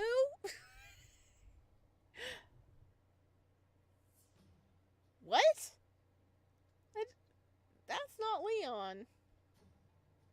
Is it? A familiar young man approached him. Familiar in suit, familiar in face, not so familiar in spirit. He was possessed. Was he possessed? That is not the Leon we knew. Look at that smug asshole. And a striking spirit it was. Whoever this man was, he looked like his friend in body only. He stood in place, his jaws tense with concern. He was certain this man wasn't Leon, but in that case, who could it be? Was it safe to ask? He glanced towards a small feline at his feet. It didn't seem scared. Even more interestingly, Leon simultaneously had no reaction to the creature either. Interesting. Micah cleared his throat, ready to address the mysterious newcomer. Leonardo?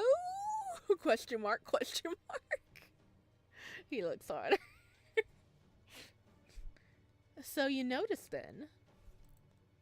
How very interesting. His voice was so low, so soft it was barely audible, a dangerous smirk spreading across his lips. Who are you? He stepped back slightly as Leon approached. Who indeed? Leon? He had no opportunity to say anything else. The pain erupted in his head like a molten dagger piercing through his brain. What the fuck? Agony gripped him as he fell, aching his clutching head. Oh, I don't like that noise. Through strained vision, he saw the figure of his friend slowly walk toward him, kneel down to face him, and whispered gently in his ear. My dear Micah. A hand laid over his own, another lifting his chin slightly. You should have stayed away. Kept pretending this didn't exist. He rested his forehead against Micah's. You will regret trusting that feral, deceitful traitor. His voice hissed with the venom of anger. He let go abruptly, dropping Micah's face with a jolt. We shall meet again, my dear. You still have a role to play here. Who are you? He gasped through a word at a time, but the man with Leon's face simply smiled, and then he was gone. And with him, the pain. Micah sat dazed in the wake of the event, desperately trying to process what had just happened. Me too, buddy. Me too. How Leon could be Leon, but not Leon? So absorbed in this complication of the situation, he did not notice a second figure approaching behind him. Boy! So this is where you've been. You should be careful out here. I don't even know where we are.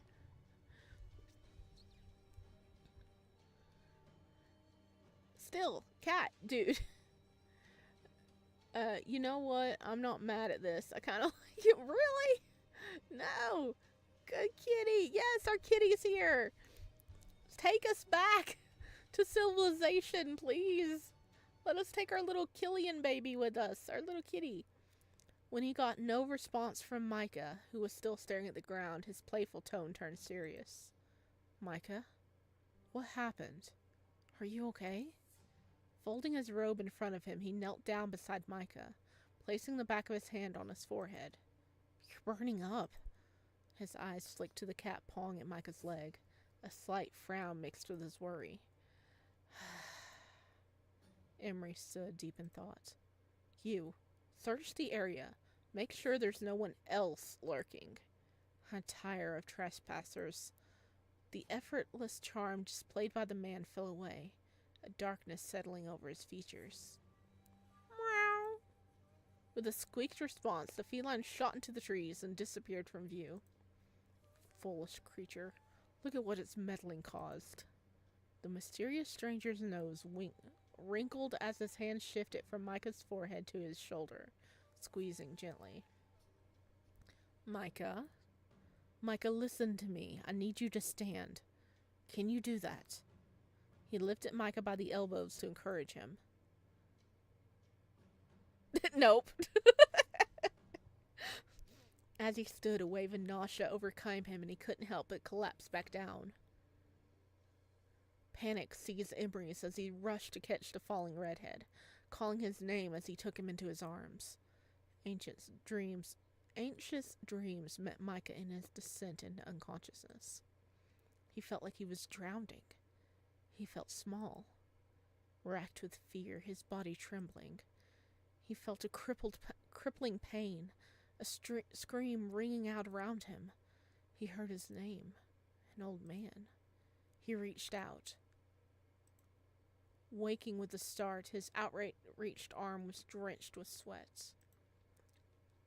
Disoriented, he sat up. Where? Oh, this room again? A slight sense of deja vu settled over him as he looked around the room. We're back in Emery's room! Make me the Dubai chocolate bar. Pistachio butter is like 15 pounds. Then I will love you. Oh, hell yeah. He pretty much stopped us from drowning, I think.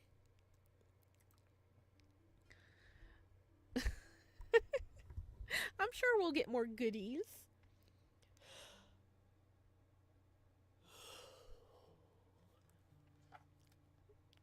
Seems I'm alone this time, at least. No demon cats. No naked cat guys. Maybe I need to pick a new favorite animal. Micah flopped back onto the bed, still exhausted. Despite the weirdness surrounding it, it was a damn comfy bed. This has been a colossal waste of time. I need to go home. The resolve to leave, while compelling, was at odds with his desire for answers and the depression of failure. He didn't want to leave, but staying would drive him crazy. He just needed some distance to think. He sighed and stretched his hands out once more and gripped the air with his fist, grabbing at light particles in the air as if he could just capture them, as if they would grant him his past. I had hoped this place would give me answers, but so far all I've gotten is more questions. This is some bullshit. He dropped his outstretched arms down to shield his eyes, biting his bottom lip in frustration. His mind drifted back to the events of earlier. Leon! The creature! That kitten! Okay. Save. Return. Leon! The creature! I'm kind of curious about the creature, though. But the kitten! The kitten's the most important thing! His thoughts drifted back to the kitten he spent the day with. He wasn't sure it was actually a kitten. It could just be small, but it helped him distinguish between the nameless felines he had encountered. I wonder, is it the same as the other one? Should I actually trust it? What was it trying to show me that made the creature so mad? Did it lead me to Leon somehow? Despite feeling this was a ridiculous suspicion, he couldn't quite shake feeling that there was something else to the kitten. Despite all that happened, one thing held his attention the most. What was in that room? Why so guarded? I wonder, could Leon have gotten in there? Is that what happened to him? Is there something awful in that locked room? Leon. Ugh. As much as he wanted to bury into the warm covers further, he couldn't just give up yet.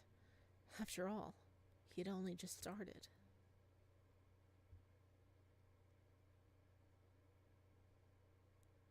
I wonder why it's always cats are portrayed in love interests, since cats are cool and can be sundays. But, like, why can't we have a peacock as a love interest? I mean... good point. Good point. It's Leon, not Leon.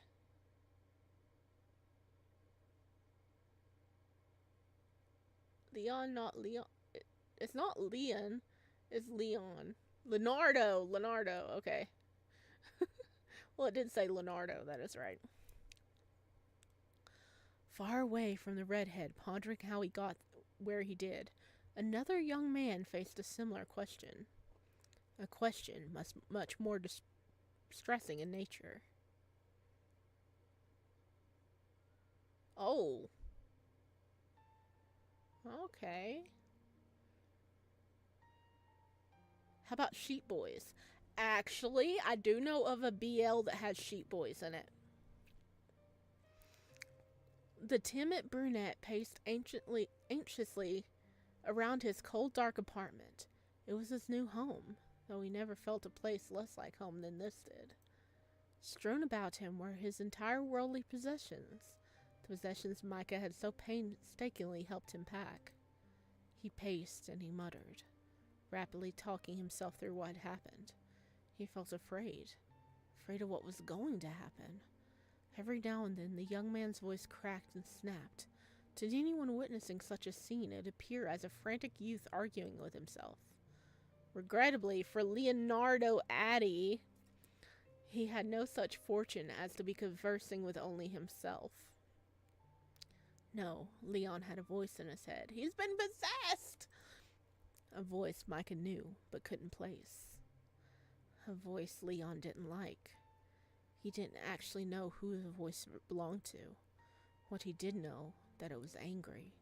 He knew he had to focus on his best friend. Bitter, vengeful, hurt. Leon curled his arms around himself, gripping tight as a flood of emotions overwhelmed him. He was scared. So scared. All he wanted was his brave and kind best friend to make it all go away. But he couldn't. Wouldn't. As much as the trembling brunette longed for the comfort of a friend, he refused to be the reason Micah got hurt. He didn't know why this creature, this entity wanted Micah, or how he even ended up with it. All he knew that he was beginning to lose control of his body at times. The voice commanded him to move, even if he didn't want to. He remembered being in the woods. He remembered hearing Micah's voice, desperately calling out to him. He wanted to respond, to reach out.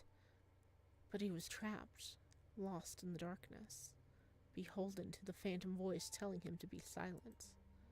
As scared as he was, he felt he wasn't alone in his fear of drowning in that darkness. He felt like the voice needed him, almost. Was he being naive? Could he, of all people, be of some use? He didn't deserve to ask for Micah's forgiveness, but he knew very well he would receive it. Why is this happening? What did I do? Tears streamed down Leon's face as he crumbled on the apartment floor. The image of a face burned into his mind. That vibrant red hair, those worried hazel eyes. Micah. Ah! So he is possessed!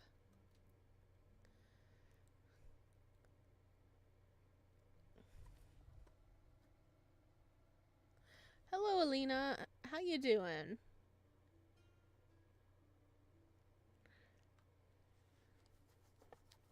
Welcome in.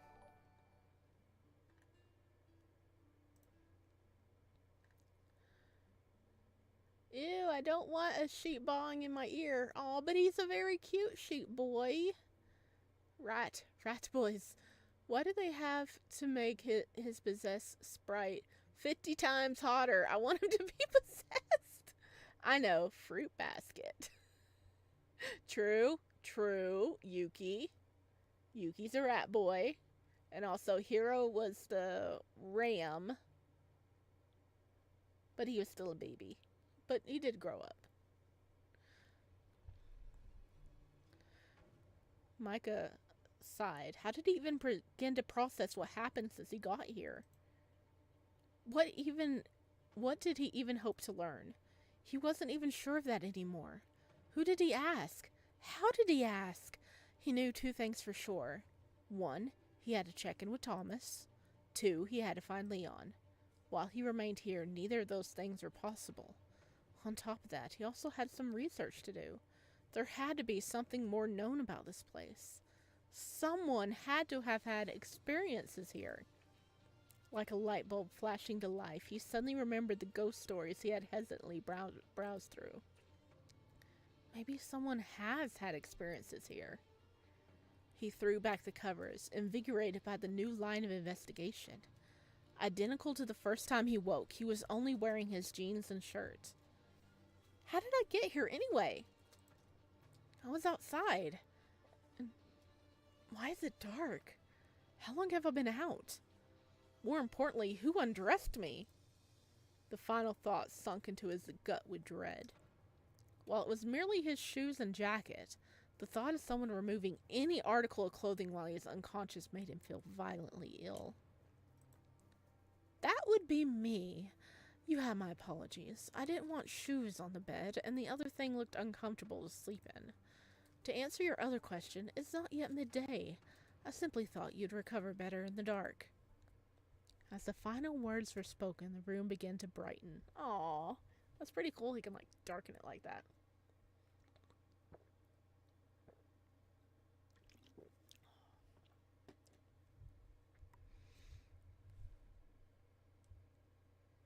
I'm curious.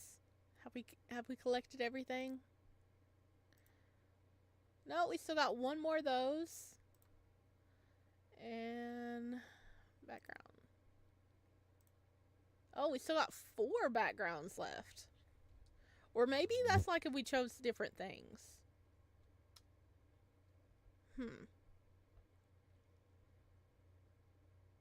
Return.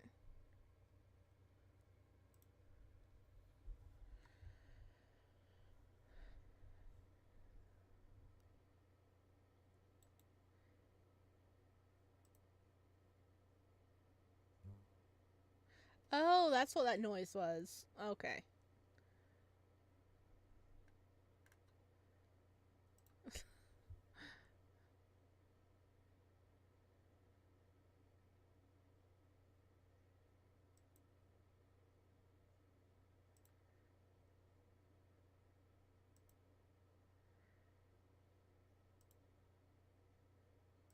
Hang on.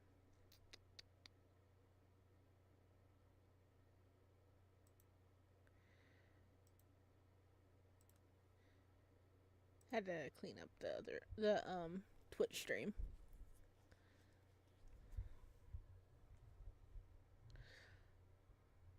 So Leon was possessed and took the dead. I don't care. I still don't like him. Poor Leon.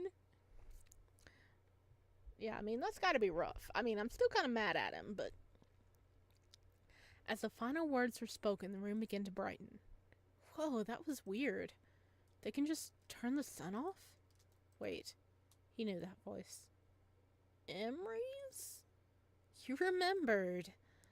He gave a charmed smile as he entered the room from the side door. From the garden? Is that the same garden I found myself in before I passed out? Was I this close to his room the whole time? I mean, we could have been.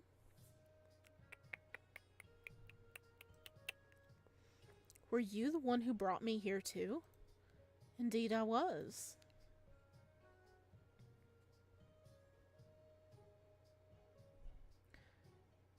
True, depends if they still meet. What are you guys saying here? True, depends if they still meet and eat all day. Meeing is relaxing though. The what? What are you guys doing in chat? A knight in shining armor carrying his wounded bride to safety. Bride? Although armor sounds like a horde thing to have to wear. Lord in silken robes? Oh, much better. He grinned at his own suggestion, clearly quite pleased. Clearly quite pleased. Micah rolled his eyes as Emery winked at him. No? Micah wasn't in the mood to even banter. Hamrys? His tone stopped the other man in his tracks, his expression turning serious. You have questions, I'm sure. Oh, look at that. Look at that V right there at the hip. Oh, wow. Yeah, I got distracted. I'm sorry. You don't know how hard it is to make eye contact with this guy. I didn't even know his eyes were purple until you told me. Sheep boy. Oh, I get it. Meh. Meh. Meh. Okay, that's closer. Meh. I used to have pet goats, so they were like, nah, nah.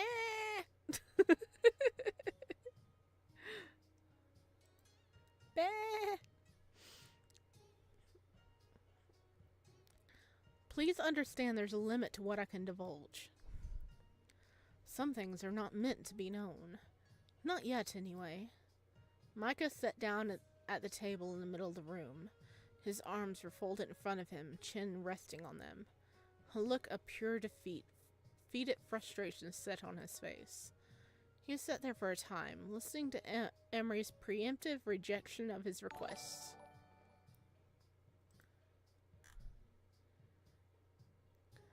Oh, Ohilia, you are a member for 6 months. Holy crap. Heck yeah. Happy 6-month anniversary. Woo. Thank you for renewing your membership.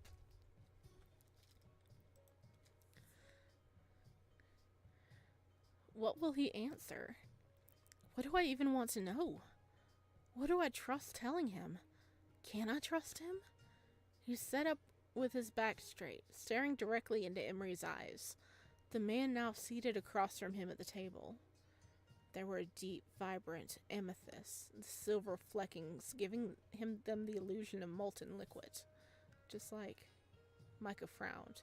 He felt like he was going insane, yet he was already getting used to the weirdness here. The exact same eyes on that creature.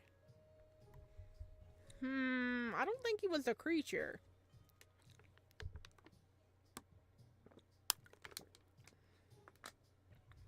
It seemed impossible, but at this point, not implausible.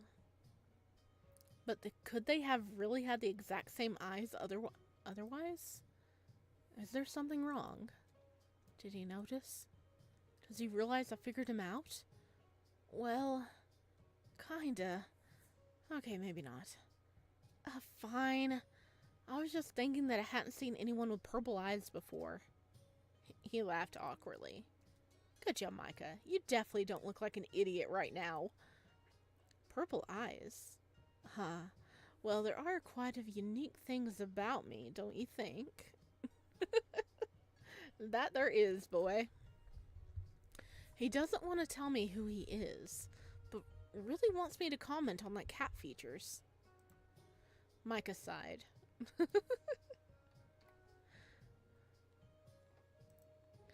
All right, you win. I suppose so. You're pretty fluffy after all. Fluffy? He tilted his head in complimentation. Oh, is that bad? At least he didn't start sulking like the dog comment from before. Yeah, I really don't know how else to describe you. Your tail, it's, fluffy. Micah suddenly felt incredibly embarrassed about the topic, but the tail is fluffy. Oh, I suppose it is. Do you not like fluffy tails? What? No, fluffy cats are the cutest. Oh, look at him grin. He liked that. And he realized what he just said. Oh, look at that blush. Micah clamped his hand over his mouth as Emery's roared with laughter. I'm very glad to hear you think so. Please forget I said that. Absolutely not. His purple eyes sparkled with a joyful playfulness, his devious grin exposing the tips of his pointy fangs. Slouching down further in his position at the table, he wished the floor would just swallow him whole. Why would I say that to him? Damn it, Mika. For your honesty in admiring my beautiful tail. That's not... I will answer what questions I can. But know this, Micah. Some questions are not yet meant to reveal their answers. What does that even mean? You'll really answer my questions? Depending on the question, yes. Micah frowned. Now that he had the chance to finally find out about himself in this place, he didn't know what to ask. All right, then. Micah's frown deepened. Those purple eyes were entrancing. He almost didn't want to disturb the moment by talking. Almost. He took a deep breath and locked eyes with Emery. Oh my goodness, I hope we can answer more than one question here.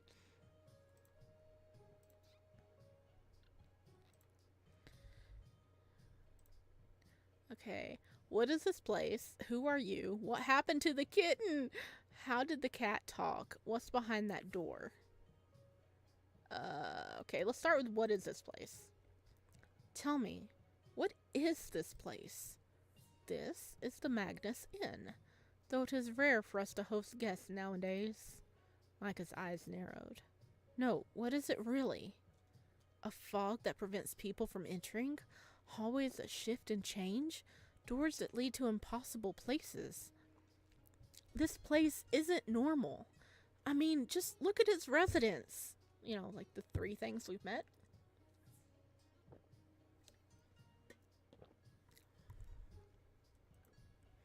The brunette's lip twitched, seconds away from making yet another quip. His jovial teasing fell away with a stern gaze from Micah. Fine. It had been playing with you quite a bit more than I expected, I must admit. It's usually much better behaved than this. A slight chuckle escaped his lips. Glad you find it amusing.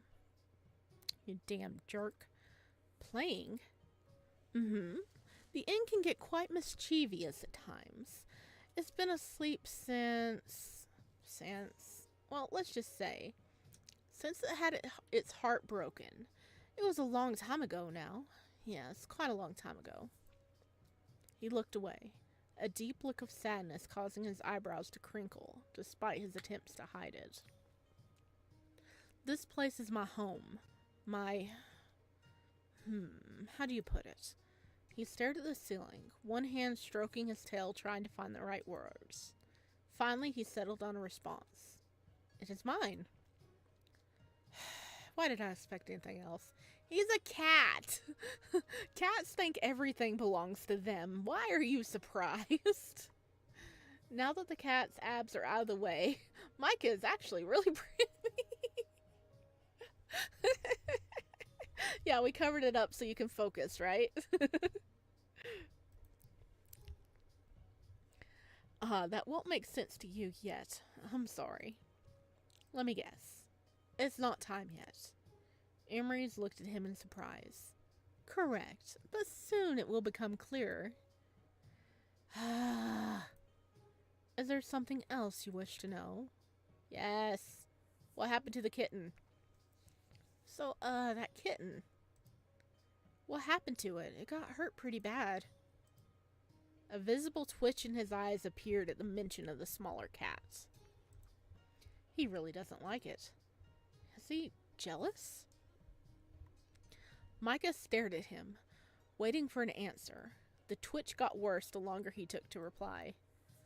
Well, maybe I should try to find it. Someone has to make sure the poor little guy's okay. Let's try this.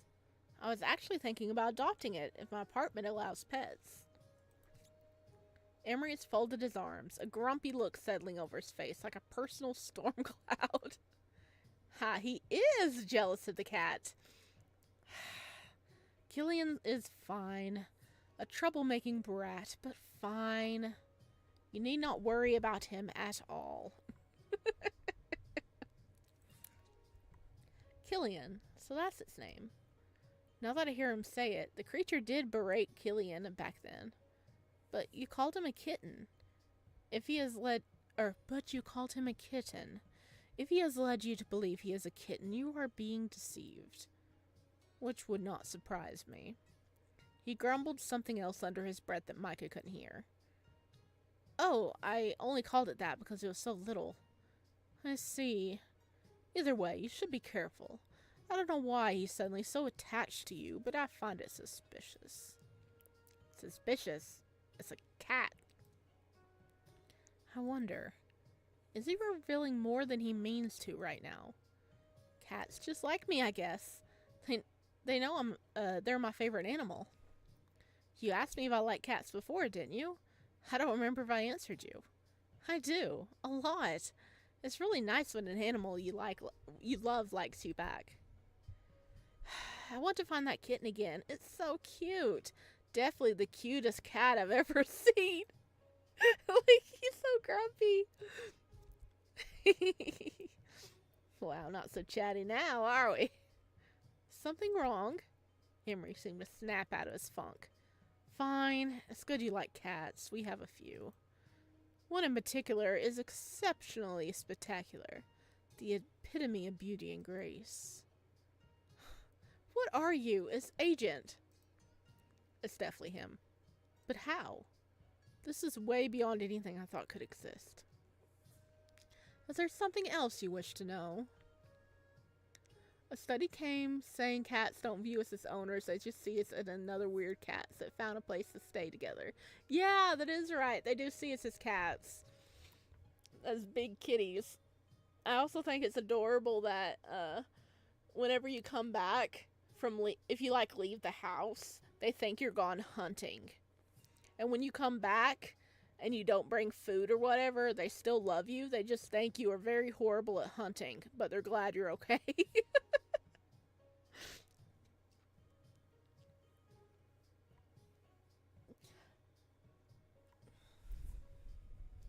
Can you imagine a fish love interest and they have dead glass eyes? No, no, no.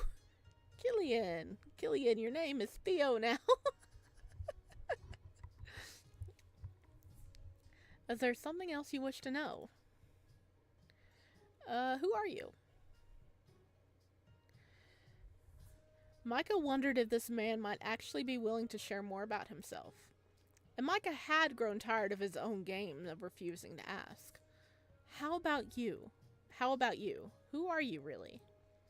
You want to get to know me? Instant regret. I want to know who the random guy who woke up on top of me is, who cooked for me, who brought me back here. I want to know why you have a tail. When you put it like that, I am Emery's. All you see around you belongs to me, from the river to the fog you express such distaste for. I am the guardian of these halls. Guardian? What does that mean? Sounds like some kind of hermit wizard from a fantasy novel. He doesn't look much like a wizard. It's exactly as it sounds. I take care of the grounds and those inside. I protect this place.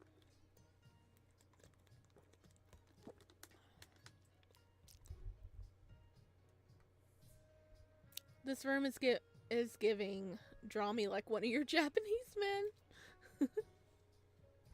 So, you're basically the manager. No. Regrettably, we currently do not have a manager.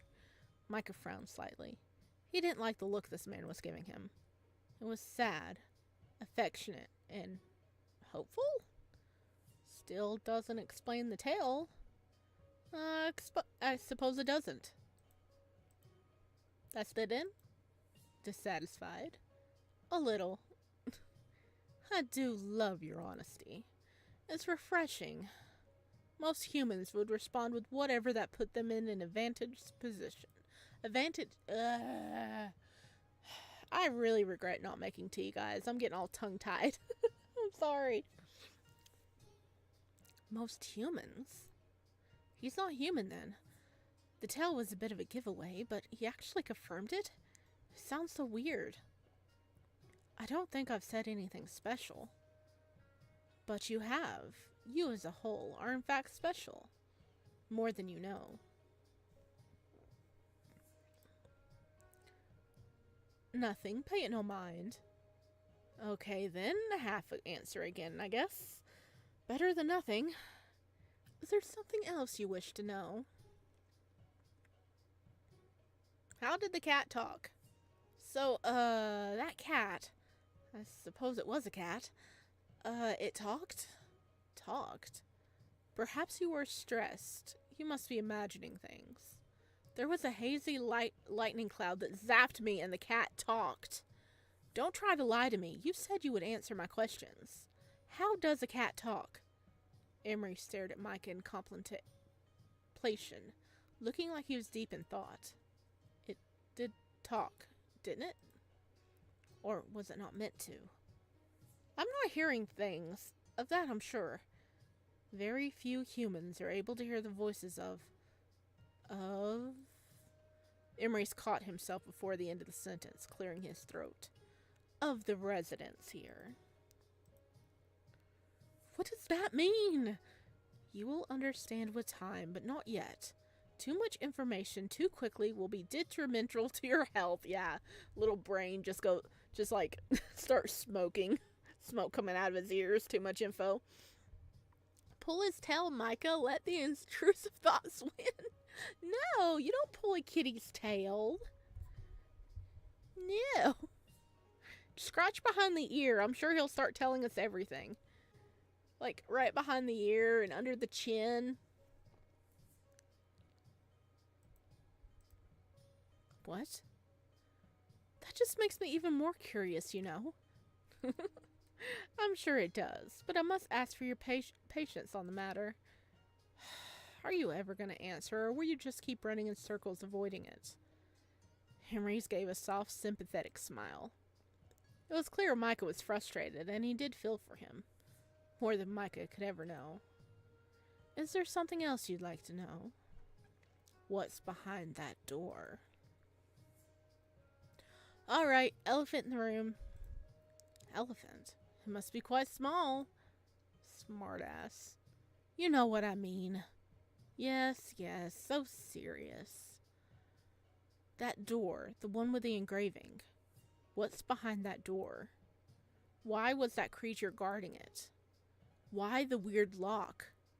What is it? And why do I feel like my very life depends on opening that door? This I cannot answer. I must ask you not to go near that door again. You must obey this request. Let me guess. Soon you will understand. He mimicked Emery's perfectly. Emery's merely smiled apologetically. Emery's folded his hands on the table before him, making a triangle, reminding Micah of the way his aunt sits in her disappointed but let's talk professor pose. Are you satisfied? You didn't tell me anything. The look on your face says no. Very well, one more question. Word it well. Emery's winked playfully. He seemed to be having fun dropping breadcrumbs for Micah to scramble for. Micah met the vivid amethyst eyes staring at him expectantly. He had 1,000 things he wanted to know, but there was only one thing on his mind right now. I want to know what happened here. The playfulness in his feline features faltered. Not for long, but long enough for Micah to be keenly aware of the mood shift. This should be interesting. You have to be more specific. Lots of things have happened here. Leon. Talk. What happened to Leon here? Emrys returned Micah's unbreaking eye contact, a silent challenge to outlast the other. Why don't you ask something else? Do you really want to waste your opportunity on someone else? You did come here seeking answers for yourself, did you not? Shit, he's right. I did, but...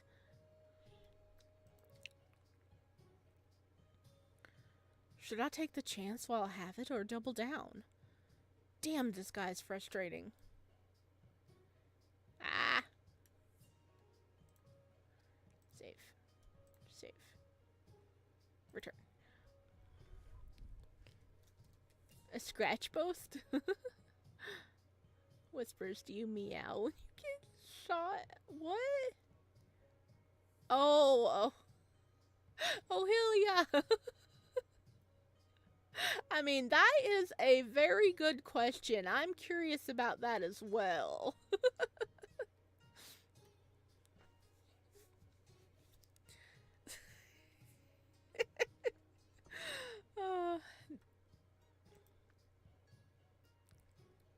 Let's change the question. Micah clenched his jaw. Emrys was right. He had so much he wanted to know. The mystery of his very life could be solved right now. Not that this jerk is likely to actually answer anything. Maybe it's pointless after all. That human. He's known to you? Micah's lips parted in silent surprise. Yes, he is. He's my best friend, actually. We've known each other for years. A wisp of change crossed Emery's face. Sympathy, gone as quickly as it appeared. He knows what happened. Humans aren't typically welcomed here, Micah. While you seem insistent on avoiding it, you can clearly see we're different here. That boy came stomping through a place.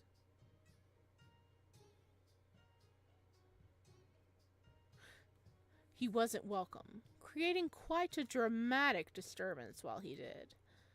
My residents still haven't fully recovered from the event. How many residents are here? I have questions. He muttered something under his breath that Micah couldn't hear, and Micah's heart sank. Leon, what did you do, man? What did he do? Emery tapped a finger irritably as he thought over Micah's question. He's not going to tell me. He disturbed something dangerous. Something not meant to ever leave this place. Thoughts flew through Micah's mind as the past days were played at super hyper speed. Why that is... What that is, how... Emery's words came to a stop in mid-sentence, the Catman cocking his head to stare at Micah in confusion. The redhead had all but ceased to listen, frantically muttering to himself as he attempted to put the puzzle together. It's all got to be connected. Are you quite well? This is why you don't mess with people's deeds, Leon. Exactly. You seem distracted. Brow raised, Emery gazed at him. I just don't have all the pieces yet. Leon got the deed and came here, and then... No, it must be the other way around. Came here, something happened, then took the deed. Micah. Hearing his name, Micah's attention snapped back to Emery's, lips puckered in a sad pout. Oh, sorry. It's just, you kind of just confirmed something for me. And what is that? I do not believe I revealed anything significant. Now who's got questions? Micah's like you with all your theories. He kind of is, yeah. Wait, something dangerous. Did he get behind those doors? Hey. Whether he answers this or not, his reaction will tell me something. Do you know a Gregory Riley? Oh, I don't remember who Gregory Riley is, but look at him. Instant, he does. Emery's already cat-like pupils shrunk as his eyes widened. His back straightened as his muscles tensed and rippled. I take that as a yes. Who is he? No. No? What do you mean, no? He felt like there was a knife between his ribs, slowly twisting. I mean, no. I don't know how you know that name, but I will not speak of this. Micah frowned. He really had his feel of cryptic avoidance and being treated like a child. He came here for answers, and all he's gotten was more questions. Then why did I come here? Why did Leon steal the deed after coming here? Emery's watched the young man carefully, an almost predatory interest reflected in his eyes.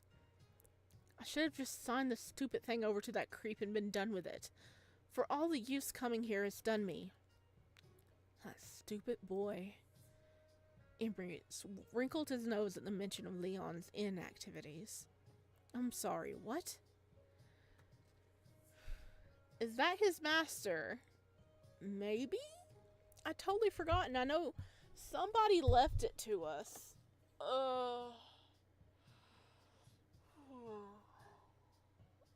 Okay, I'm taking a minute.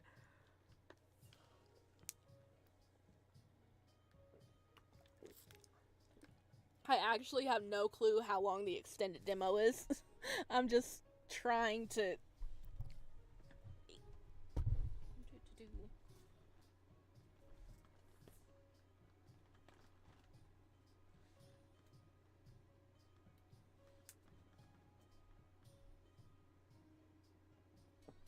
Okay. Sorry, got distracted. I don't know how long the extended demo is, so we're just trying to get through it. And I'm hopefully in this one stream, we're already 2.5 hours in, so I'm hoping we can get through it. I don't know how long it got extended to, though.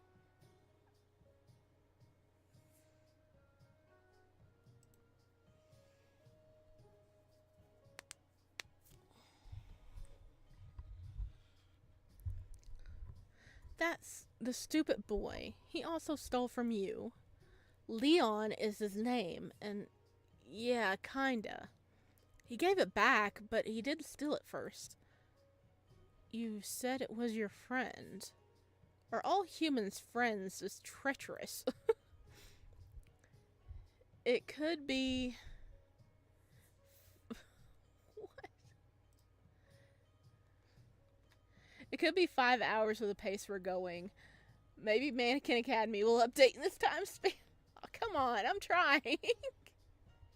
I think we're actually kind of close. I think we only need like 3 more backgrounds and 1 more CG. So maybe we're getting close.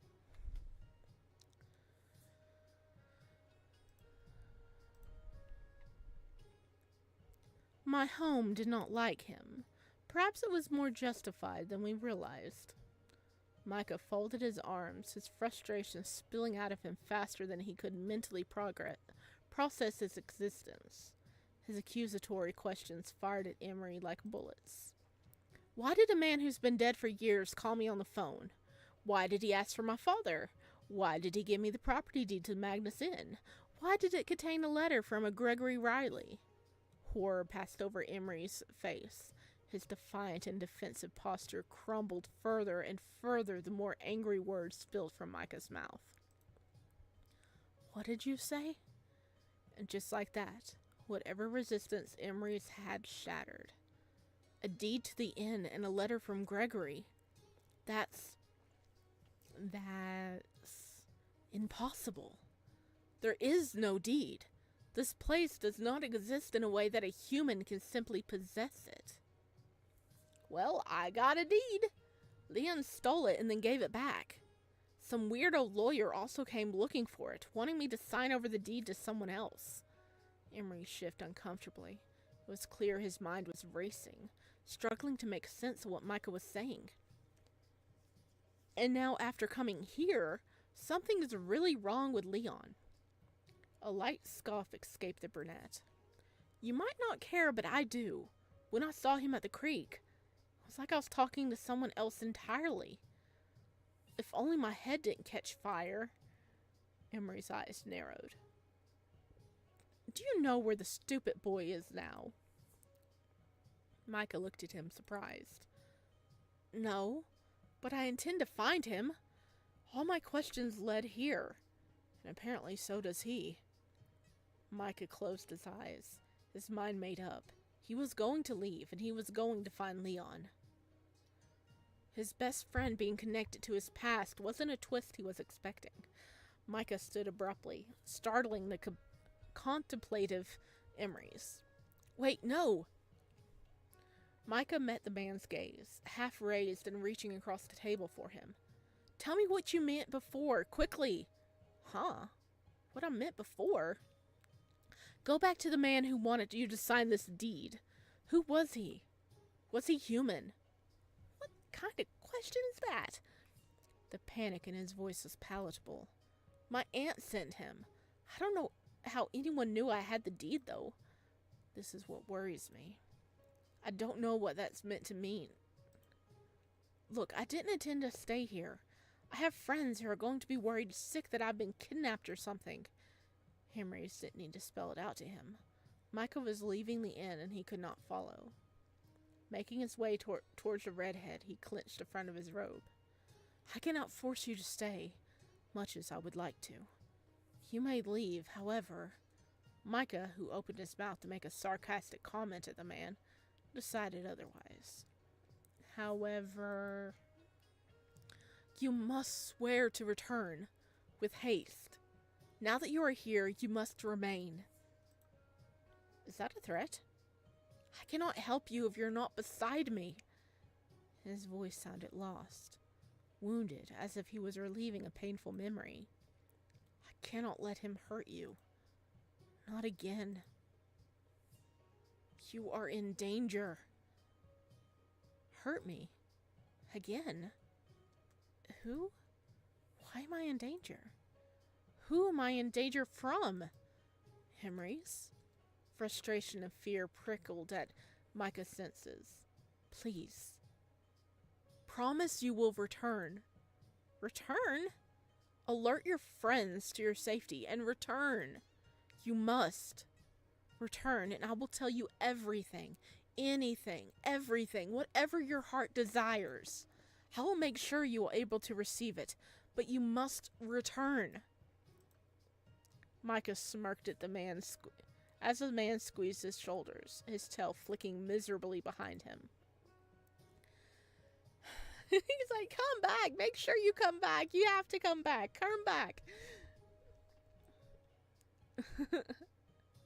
We still haven't seen the other love interests. I can see this cat boy is the favorite. You better start talking before your 9 lives turn into 1. Stupid boy is the best description for someone who wears a suit 24/7. Oh wow, would you look at that? He brought the abs right out before asking us to stay. That's convenient. Well, the abs have been out. But maybe it's working. Micah's like, I will come back. And I'm bringing Leon with me. We're going to figure this out, and you're going to help us. Like, instant grump. An exasperated smile crosses Emery's features as his hands dropped from Micah's shoulders. I would prefer he not come. My home does not like him. You said that earlier, too. Way to blame the house. No dice. Emery's made a face that could only mean it was worth a try. Micah? Micah stopped as he reached for the door. Bring this deed with you. I wish to see exactly what it is. But be careful. I do not trust it. Micah nodded, leaving the crestfallen man behind him.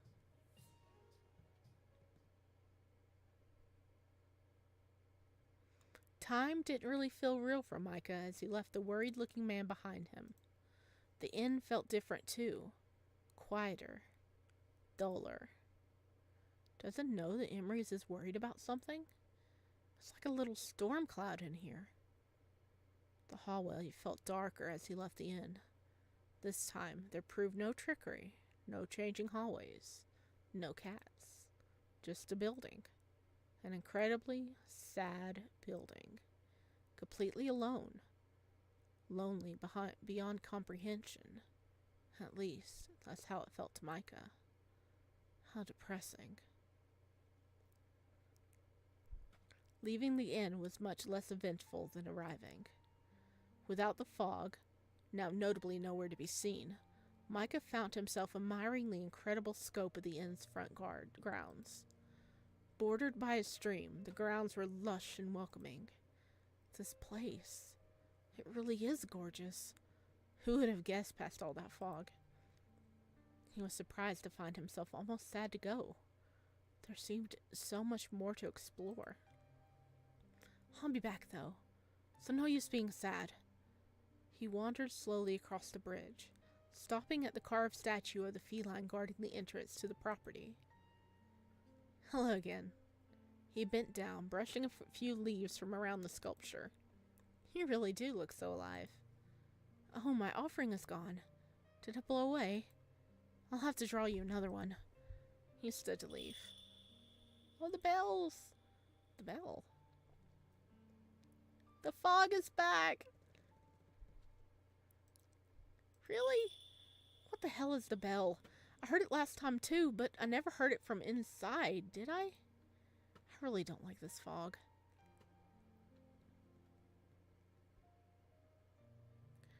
Huh?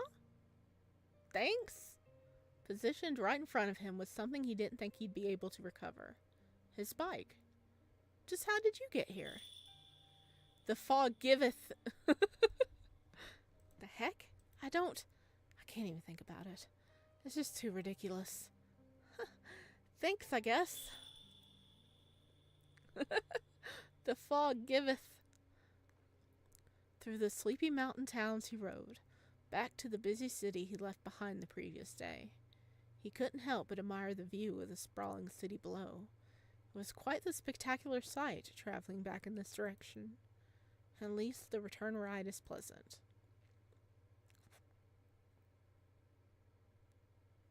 Arriving back at his apartment, Micah found himself beyond exhausted.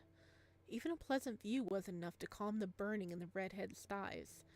He really needed to buy a car. Throwing his keys in the dish they always lived in, he felt like he hadn't seen his apartment in years. It had only been a day, but his apartment felt so abandoned and empty. The feeling was not helped by the light layer of dust covering everything already. When did everything get so dusty? Gee, it's gone a day and the house needs a deep clean. What if it's like time's changed and he's been gone longer than a day? I'd love that. That'd be so cool.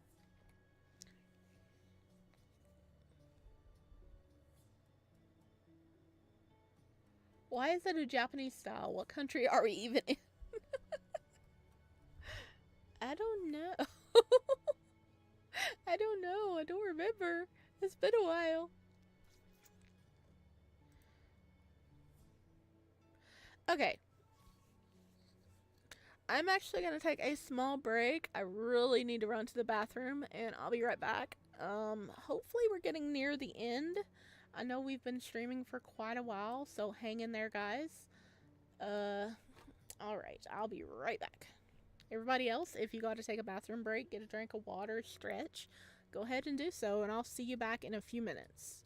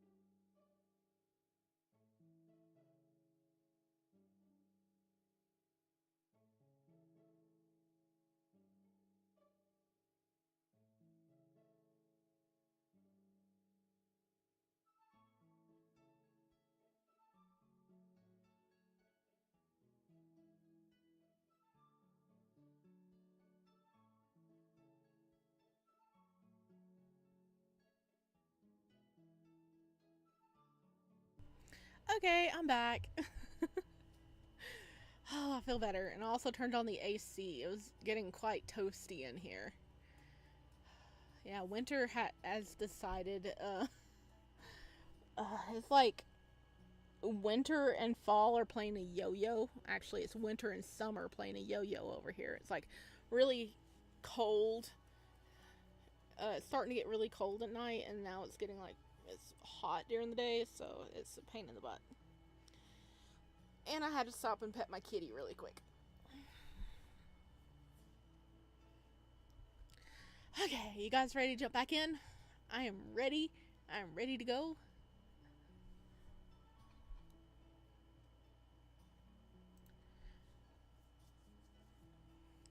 Okay.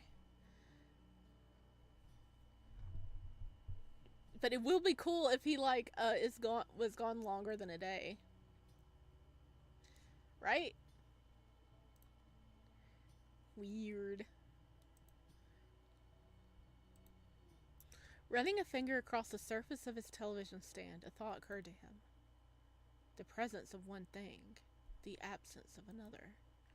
I wonder if the inn has a cleaner. For such a huge old place, it was completely spotless. I wonder how. I can't picture Emery's doing the spring cleaning. You think something that seems mostly unused and clothes would be covered in dust or cobwebs. Just look at this. A day away and the dust has settled in. Let's make that a problem for later. Charge your phone, boy. Charge your phone. Our phone has been dead. I can't use the phone button. Energy levels low, he wandered into his bedroom, flopping down onto his bed dramatically. Now what? Was so much activity and weirdness over the past day had left him both completely wired and simultaneously incapable of doing anything at all. Oh, I know that mood.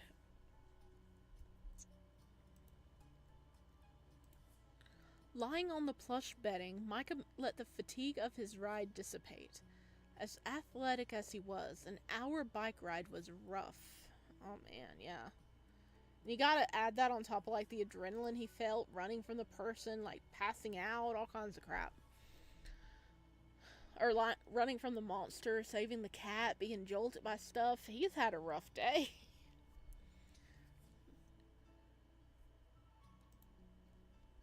A heavy sigh later, and Micah finally had the energy to drag himself off his bed. First things first. Food. He was starving, but searching the kitchen for something to make a meal out of proved fruitless. I guess I need to go grocery shopping. The realization that there wasn't even a speck of fresh food in his apartment was wretchedness itself, to say the least. I guess I'll order something in.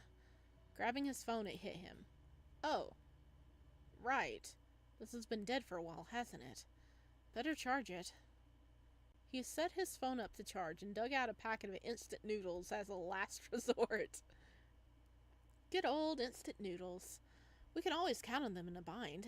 Though I'm not sure about the brand. Nero's noodles always come out a little chewy. Slurping his noodles, he dug out his sketchbook, the habit he always had. The moment he stopped moving, he started doodling in his book. He had probably filled hundreds of them by now. Okay, that might be a slight exaggeration, but there's definitely a lot of them around. While he didn't consider himself a fantastic artist, his books were filled to the brim with all manner of sketches and worlds. From mundane things like bugs and dogs to things you could only see out of the corner of your eye in passing. Things you couldn't possibly have seen, so you write it off as a mere trick of the light. One of the many reasons he was afraid of ghosts. To him, they were real. I should look at them again sometime. The sketchbooks, of course, were nothing more than a distraction. He looked over at the noise, finding his phone charged. Let's see, what do I need to do? Update Thomas, check the rent payment, catch up on notifications, all easy enough. Stray noodles hung from the redhead's mouth as he stared dumbstruck at his phone. Wait a second. No way. The date? Is it wrong? Did something happen to my phone? A week? I knew it. I knew it. I knew he'd been gone for a while. We were gone for one night, and it's a freaking week. Panic started to set in as the updating notification screen showed message after message on its display, barely time to load one before being replaced by the next. Worried messages sprang forth from both Thomas and Mary, and there were a few missed calls from Aunt Caroline. Gonna pretend not to have seen those. He shot off replies to Thomas and Mary, apologizing for the delay and telling them he would see them soon. His heart sank as he got to the final notification to see that there was still nothing from Leon. Just what are you up to, man? Why were you at the inn, and why won't you get back to me? His words were followed by another heavy sigh. He was doing that a lot lately. Okay, to the cafe to apologize, grab some grub, and then... Leon. I haven't seen his new apartment yet, but I'm pretty sure I know where it is. I really need to get a car. This was becoming a commonly reoccurring thought for the young man. He's like, I want a car. My thighs are so sore.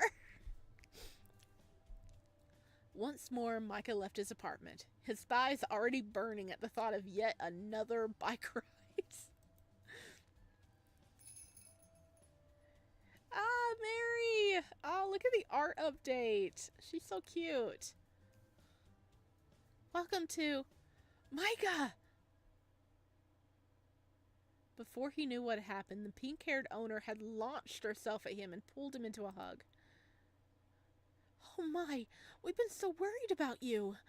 Thomas told me some of what was going on, but we didn't expect you to disappear for a week. Don't worry us like that.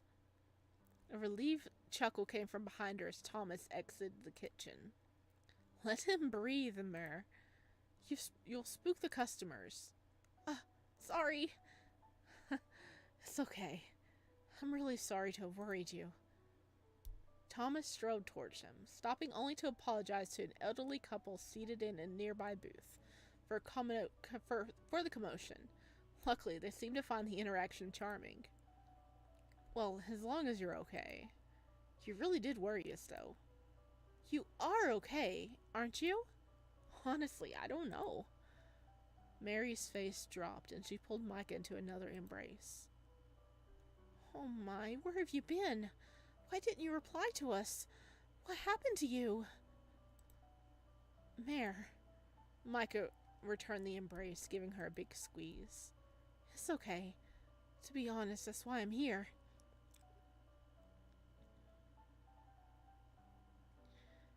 Hey, Crescent! Yo, just checking in, see how things are doing. Going to church in a couple of minutes, so I won't be able to stay long. Oh, that's okay. Thank you for stopping in. It's been a wild ride. We just picked up the extended demo, and from where we left off with with the first demo, this extended one, everything's been checked up. Oh my god, I can't talk. Micah had a wild ride at the inn, and now he's back in the real world, and found out that his one night at the inn equaled a week in the real world, and he is coming to check in with his friends who are really worried about him. So I hope you have a good day. Thank you for checking in for a minute. The VOD will be up later, so if you want to, you can check the entire stream out then. Look how cute they are! I've honestly forgotten what their old designs looked like. They're so cute. I wanted to apologize and explain exactly what was going on. And then apologize again in advance. I was also wondering, can we have food? Go ahead. Could I order something to eat? My fridge was pretty bare when I got home and I'm starving. Also, cute hot cat boy. Yes, there was a hot, cute cat boy flashing his well-defined abs at us and distracting us the entire time. He gave the couple a sheepish, apologetic look. Of course, let me whip up something for you. On the house, obviously. You don't have to do that. Nonsense. But complain about it and I'll charge you double instead. Micah snorted as Thomas shook his head, a smile planted firmly on his face. Thanks. He really loved these two, more than he could put into words. Grab a table and we'll bring it to you when it's done. Then, you tell us everything. Micah nodded, taking a seat at the nearby table. In record time, Thomas once again appeared before him, proudly holding before him what was possibly the largest burger Micah had ever seen. He's like, I will feed you. Sorry for the wait. Dig in. He didn't need to be told twice. Thomas took a seat opposite of him, smiling. Micah listened to the sounds of the cafe as he ate. Mary happily chattering away to customers, the clatter of cutlery on plates, quiet conversations, and those not so quiet between family and friends. There was rarely a time the cafe merriment wasn't brimming with people. For some reason, though, today he felt out of place. He didn't like it. You look out of sorts, Mai. Wiping the crumbs from his mouth, Micah sighed. Oh dear. Appearing at the side of the table, Mary ruffled Micah's hair, earning her a small smile. Everything, huh? This is gonna be a lot. Micah took a deep breath. He wasn't even sure where to begin. Just take it one moment at a time. Hopefully they believe him. We got you, Mai. Smiling at his bosses, Micah recounted his previous day. Arriving, the cats, the guy living there, Leon. During his account, neither said a word. They just hung on every sentence. He left out some things, of course. The guy's tail, the creature. They didn't need to know about that. It would just worry them more. So there you have it. I didn't even know a whole week had passed. It felt like a day at most to me. So your phone died. That makes sense. You said Leon showed up? Yeah, it was weird. He was like a totally different person. Have you guys seen him since the last time we were here? No, we haven't. I'm sorry, honey. In fact, no one has seen him since then. This grouchy old man came stomping through, demanding to know what happened to his son. Like we know. A subtle gasp escaped the redhead. He could guess who the grouchy old man was. But he never would have expected he would come looking for him personally. Where was Leon that even his own father had to search for him? Thomas put a comforting hand on her shoulder. Any ideas where he may be? I'm gonna try his apartment, but I wanted to come here first. The two of you do so much for me. I didn't want to apologize over the phone. My, you are such a sweet boy. Don't sweat it. I knew you might not have a signal. A week was a little much, though. Yeah, agreed. Mary and Thomas shared a look. They could tell just how much was weighing on Micah's mind. There was something about these two that Micah couldn't help but notice. Every time they looked at each other, they just looked so in love. Like nothing else existed when they made eye contact. It never failed to make Micah smile. But he didn't like that worried expression they both had. Well, I'll be off. I'll likely be out of contact for a while once again. Be careful, Mai, please. Always. Mary gave him yet another hug before flicking him on the forehead and going back to work. She really does treat you like a little brother. I don't mind. Good. Go on, find your troublesome realtor. I'll try. I don't think my phone works out there, even if it hadn't gone flat. But I'll try and find a way to check it. Check in. Thomas ruffled his hair. Don't worry us like that again. Got it. Alright, I'm off then. Thanks again.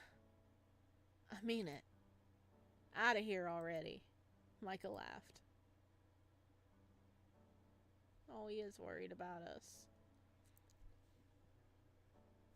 A city had never felt so huge as it did heading to Leon's apartment complex. Never felt so ordinary. Compared to the marvel of the inn, everything seemed so mundane and dull all of a sudden.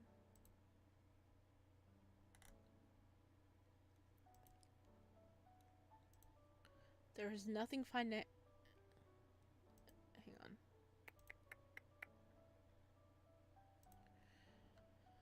on. Fantastical or otherworldly at all. Ah! Just the same everything, everywhere you looked. It was exactly what you expected to be there. It all seemed quite dull to Micah now. He had always loved folklore and been more interested in history and mythology than what was going on around him, but he almost felt homesick. Stupid. I only spent a few days there, and those few days felt like a single night. How could I feel homesick?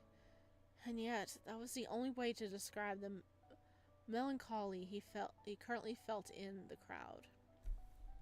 Can we see possessed Leon? Maybe? I don't know if we're gonna be seeing him again in the demo right now. I don't think that we have a... I don't think we got a picture of him, did we? Nope. We didn't get a picture of him in gallery. I wonder what that one is gonna be.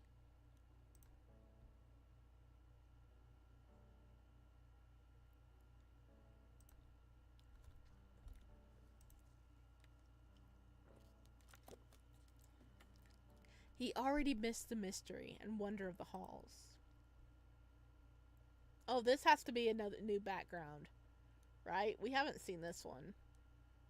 Yes, I'm like obsessively checking. It's so funny. I knew it! So maybe this is going to be all of us looking for him. Maybe all that's going to be just us looking for him.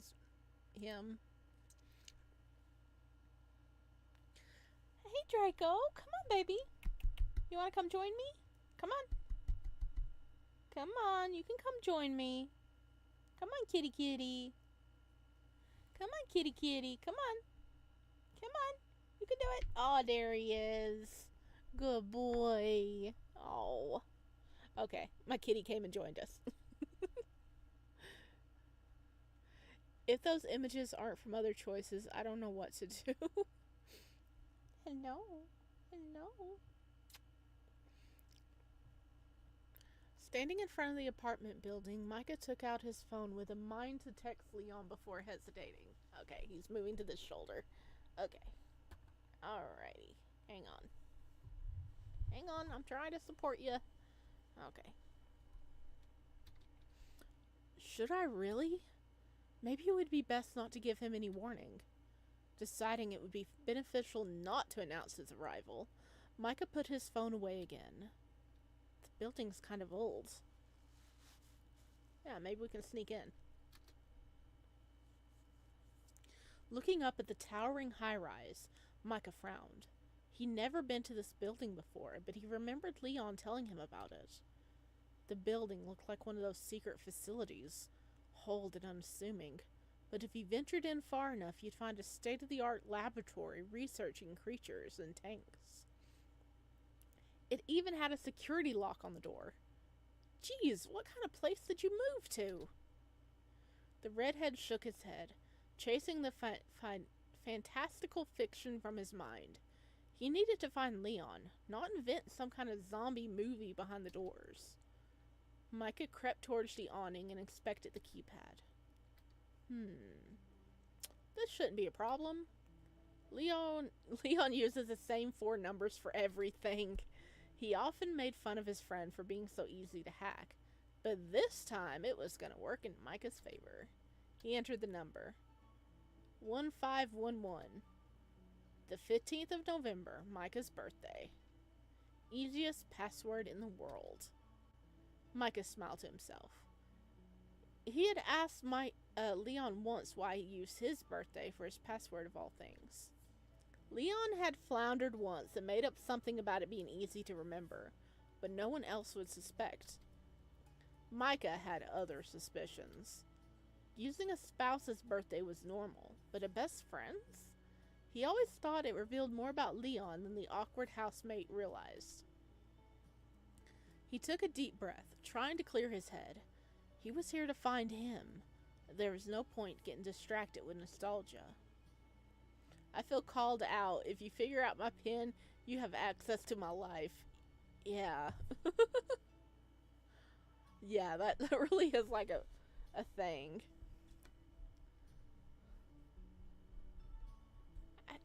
Kitty, are you comfy now? You comfy now? Okay, I think he's comfy now. The key bag buzzed and the door opened a moment later. Success. Ah, Leon, you're so reliable. It's seriously one of your strongest points. Micah inspected his surroundings as he crept into the building's foyer and headed towards the bay of elevators.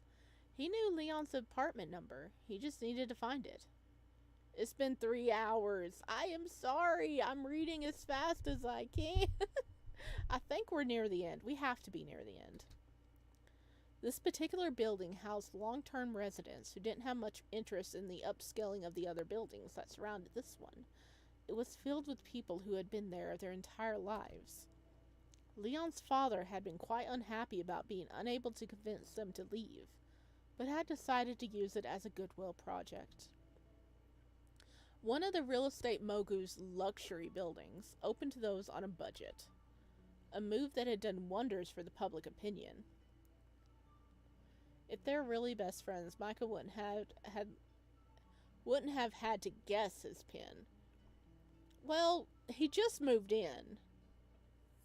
I think he just moved in while all this is going on. Micah knew better.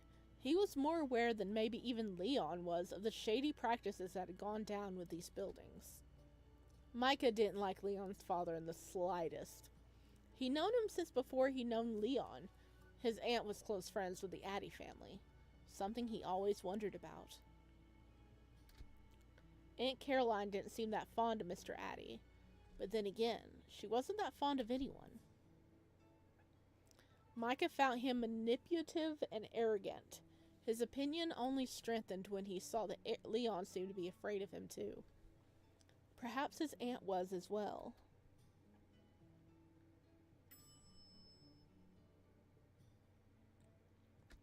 The doors parted before him, revealing a warmly lit cream hallway.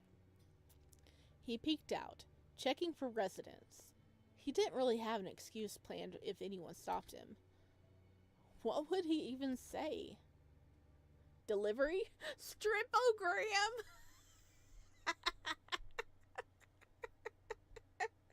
Police? Stripogram, that is perfect. Okay, I gotta do it. I gotta do it. Why do I feel like Leon got sacrificed by his dad and Micah's aunt? Yeah, really. Stripogram! Ha, imagine Leon hiring something like that. He'd die of embarrassment first. He wandered down the hallway, looking for an apartment number Leon had left when he moved. At last, he stood in front of Leon's doorstep. Leon! Hey man, if you're in there, open up, okay? I just want to talk. Damn it. Leon! Once more, he thumped on the silent door. Anger and dread filled him. Where are you? Why won't you talk to me? The last thump came from Micah's head as his forehead came to rest against the wood of the door. An exasperated sigh escaped his lips. Slowly, he slid down the door. All hope of finding Leon. I'm talking through a cat's butt, so you have to give me a minute. He's moving around. Okay, you leaving me? Don't step on that. Okay. All right, we good.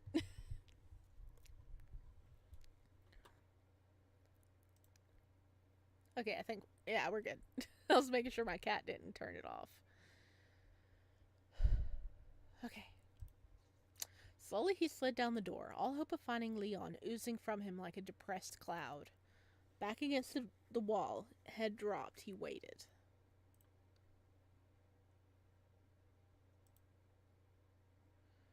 I ship my Micah's forehead with doors and walls. I know, right? And waited. And waited. What felt like hours had passed. Somehow, Micah had gone from sitting against a wall to lying on the hallway floor. He was lost in thought, wondering how difficult it'd be to pick a lock when a voice spoke up. Are you okay down there? Jolting upright with a start, Micah stared into the face of a young woman. Are you a friend of Leon? Leon? Yeah, I am, actually.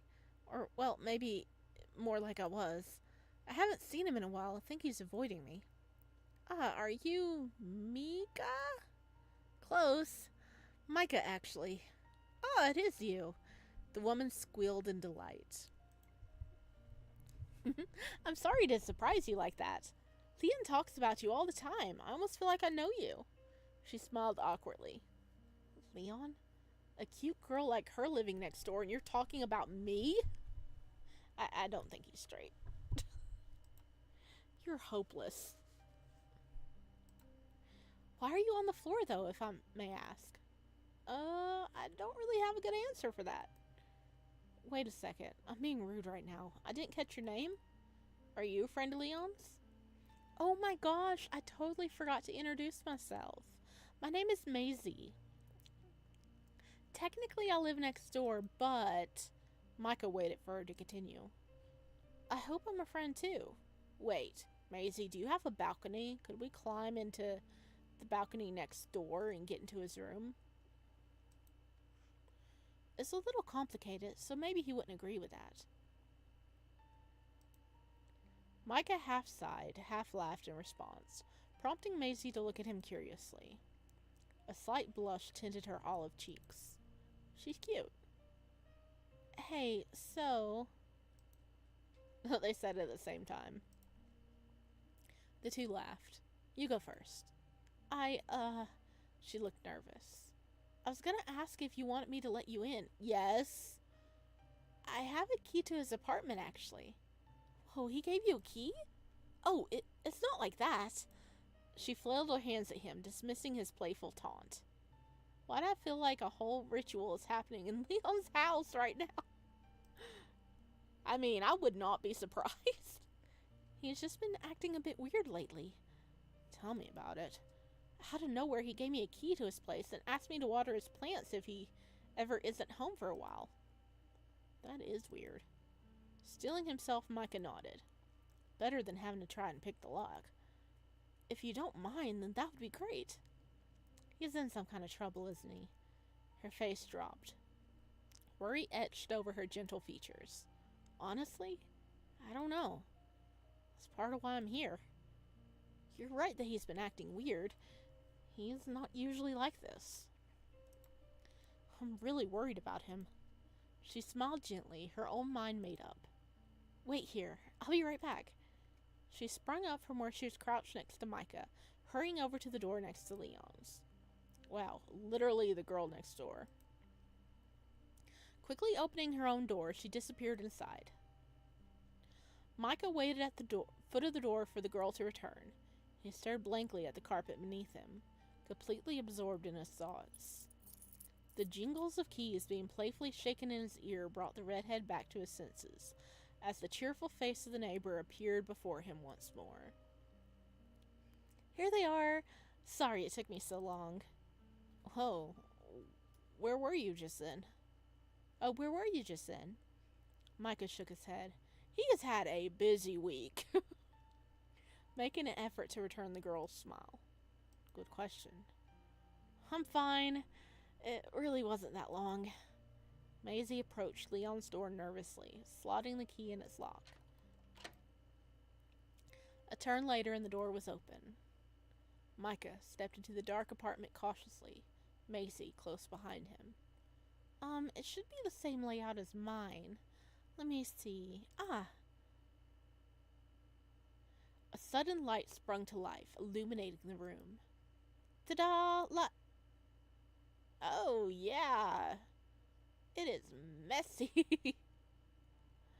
Her sentence unfinished, the pair looked on in surprise at the sight before them.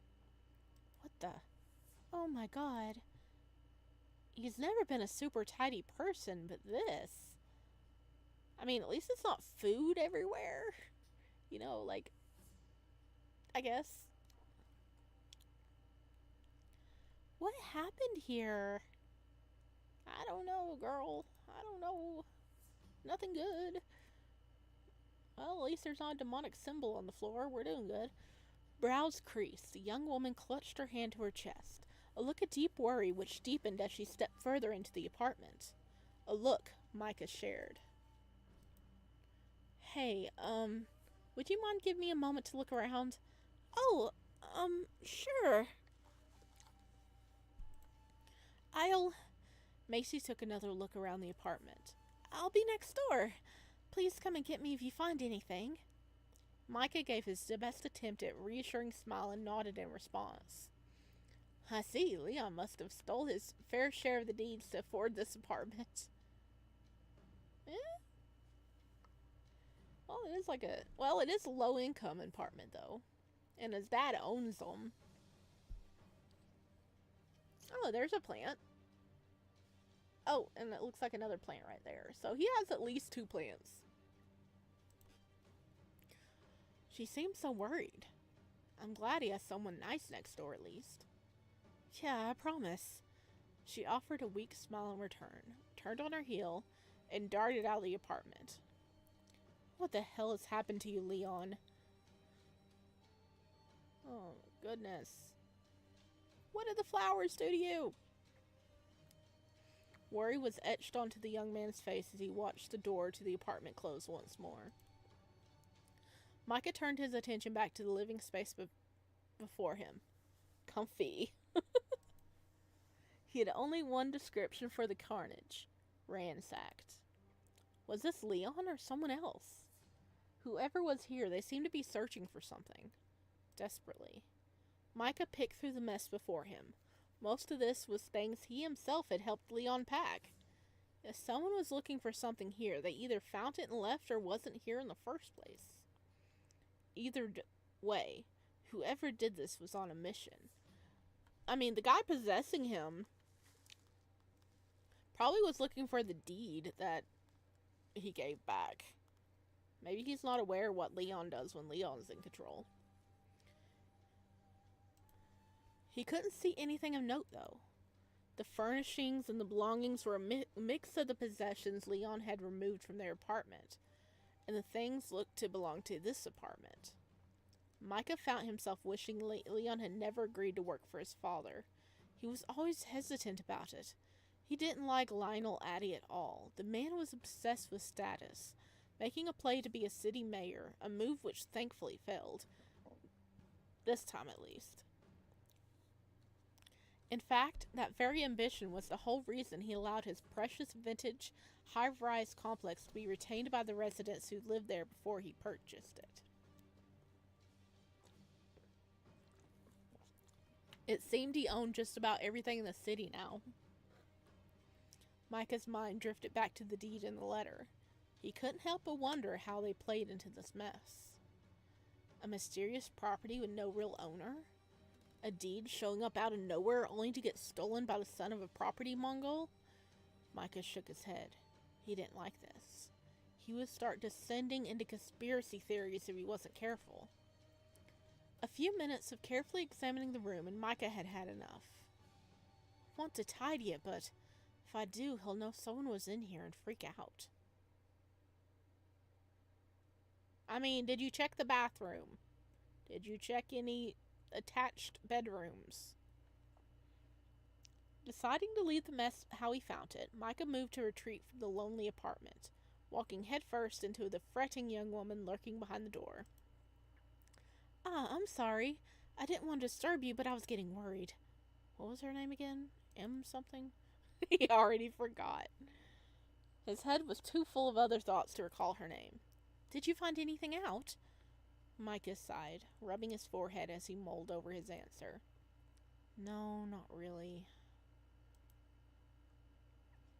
Stepping back into the apartment, the redhead slumped against the wall, his eyes looking over the messy apartment in front of him.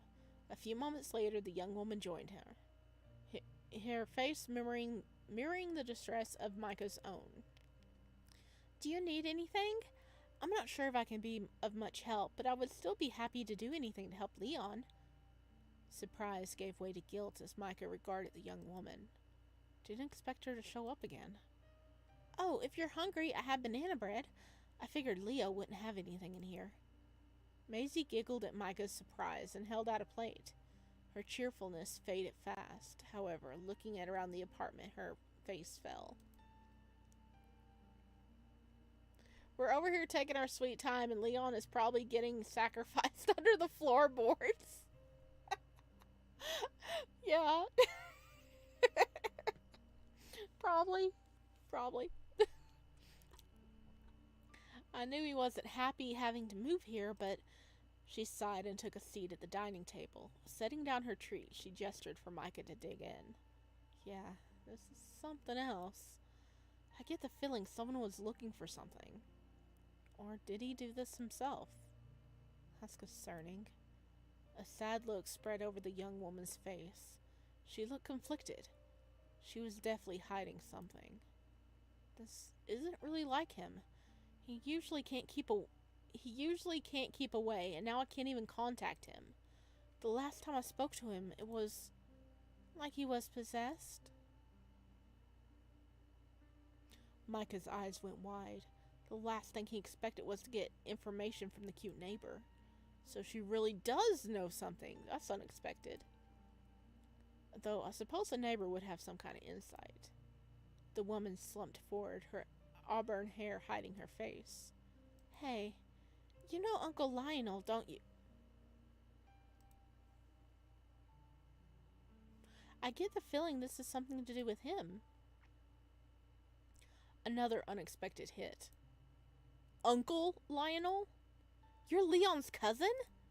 She gave him a guilty glance. The redhead didn't know Leon had other family, but he had never personally met them. This woman seemed to really care about him, though. It made him wonder why he never heard Leon speak of her. I don't know what's going on with him. He won't tell me. Unfortunately, you don't have a sprite, so you're not going to be important. Exactly. It started almost as soon as he got here. Do you know when he left? Not long ago. Micah took one last look around the trashed apartment. Hey, if it's okay, I'm just gonna wait here a while longer. See if he decides to come back. She looked at him in surprise, her warm brown eyes watching him as he sat thinking about his next step. We should take this party outside before he busts us in here, huh? The pair stood in unison. It felt sad to leave the apartment in the state it was in. It would have been so simple to tidy it up. Leon's cousin was correct, though. It would probably be better not to let on that they were inside without him. There was something depressing about that thought. There was a time he wouldn't even have thought about it. Micah stood to the side as Maisie locked the apartment once more. He wasn't sure what to do now. Would Leon even come home? If this demo ends before we figure out at least Demo's location, I will hurt someone. I don't know. I think we're almost there. I've said that for the past hour. We got one CG left and one location left. So,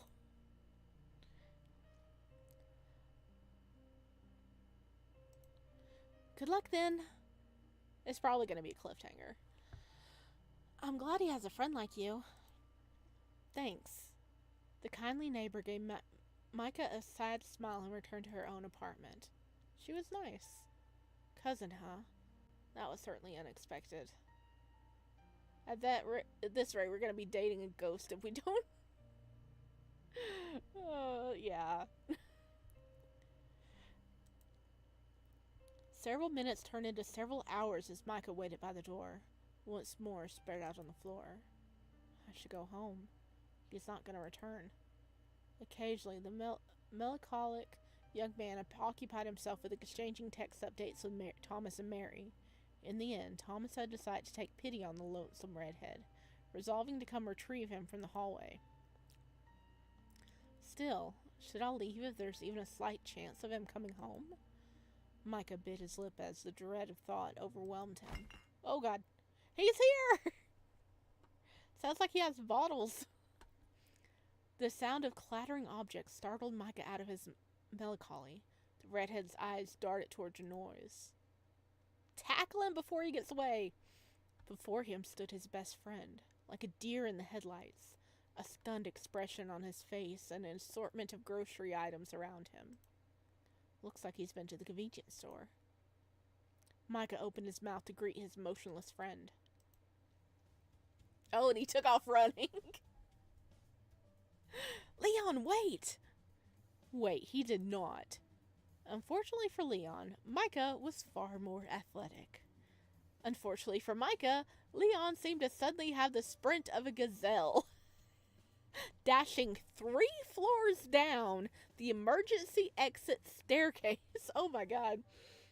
Both men erupted through a door to an alleyway in the side of the building and out into the bustling side street. When did he get so fast?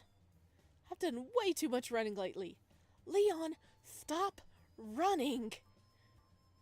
Leon shook his head, his eyes looking anywhere but at Micah. No. Leon, please. Micah reached out for his friend, just missing him as he retreated to the opposite side of the crosswalk. Micah close behind him. Look both ways, boy. Oh no. He's about to get freaking isekai'd. Look at that. Truck coming to get him. Oh no.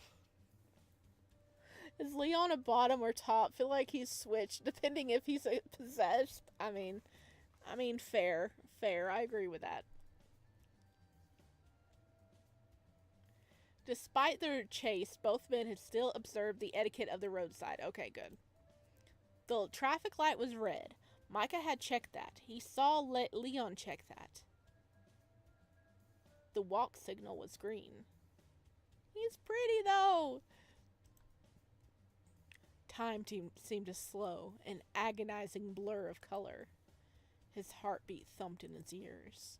His name was being screamed. The screeching of tires.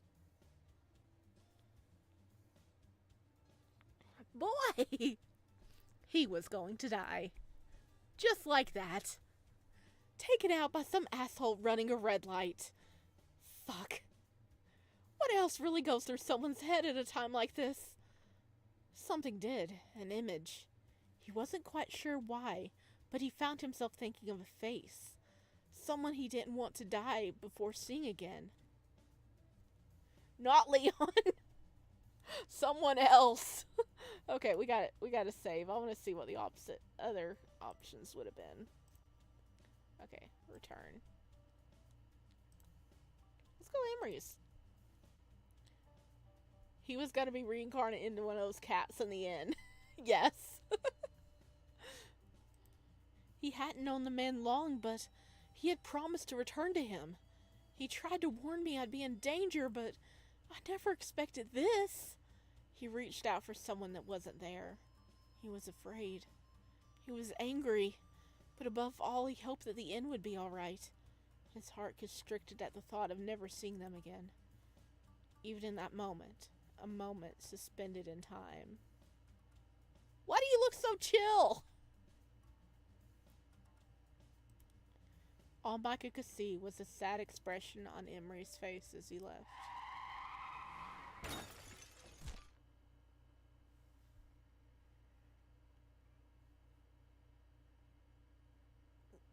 Did Leon get hit instead? Did we get killed? Time sped back up in a blink of an eye. Before he realized what had quite literally hit him, he was on the ground. Blue eyes stared back at him. Leon? Winded from the fall, he could barely speak. Oh god, the possessed guy's back. Oh, Hylia, your wish has been granted.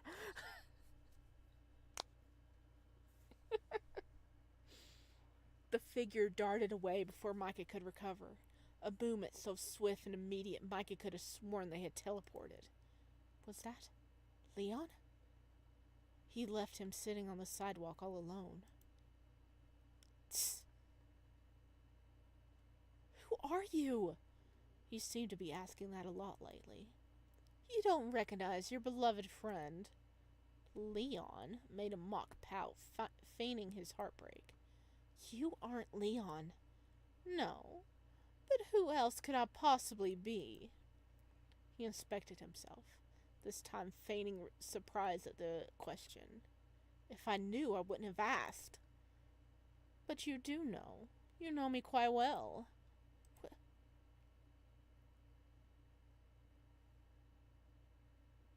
A swirling haze of thick black shadow and blue sparks surrounded Micah in an instant. His surroundings became a dense cloud of darkness. He wasn't sure if he was still in the same spot. A familiar sensation of both nothingness and imposing paranoia, being distinctively aware that he was not alone. It's the same as back then. The dream with that cat. Oh!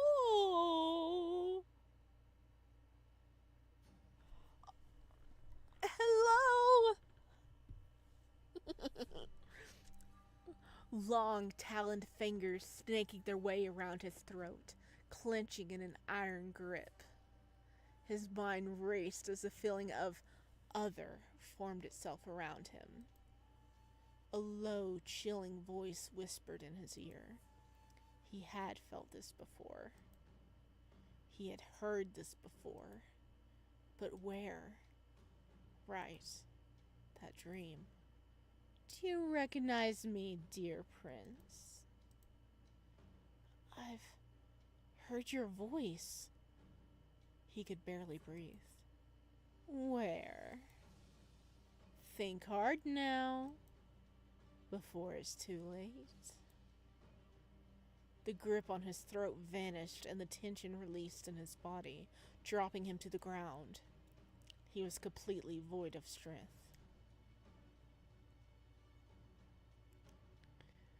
There he is! Ooh, so he's possessing Leon. I do think so. Doesn't that smirk look familiar? He looked up. What he saw was not his best friend. Rather, someone entirely different. A long, white braid coiled itself around the man's body, giving Micah the impression of a scorpion tail. Gold bracers embellished the goat-like horns jutting out from the white hair. They're broken. Something about this man made Micah want to reach out, want to touch the injured protrusion. Who are you? Please, tell me. He felt fragile, small, a child wearing adult clothes. He had war drums in his ears, his heart raced. You smell like the feral cat, and yet you act like everything is a mystery. You know nothing. Why do you think I'm doing all this? Every path leads to nothing but more questions. None of this makes any sense. Why do I know you? Why does it feel like my head is being cracked open from the inside every time you get close? Right. It's him. The headaches happen when this thing makes an appearance. The realization led Micah to a stunned silence, unable to do anything other than stare at the entity before him. The unknown man observed him, his face almost showing pity, the toned figure reaching out towards him before he froze, as if his mind changed. His face morphed into a vicious grin. Goodbye, my dear. For now. Try not to die. Yet. Your role has only just begun. All right. That didn't answer anything. The dark smoke billowed around the white-haired man's face, the voice hissing out from deep within it. Wait! Let him go. Grab a hold of him! Oh gosh, I kind of want to grab a hold of him. Come on. Okay. Save.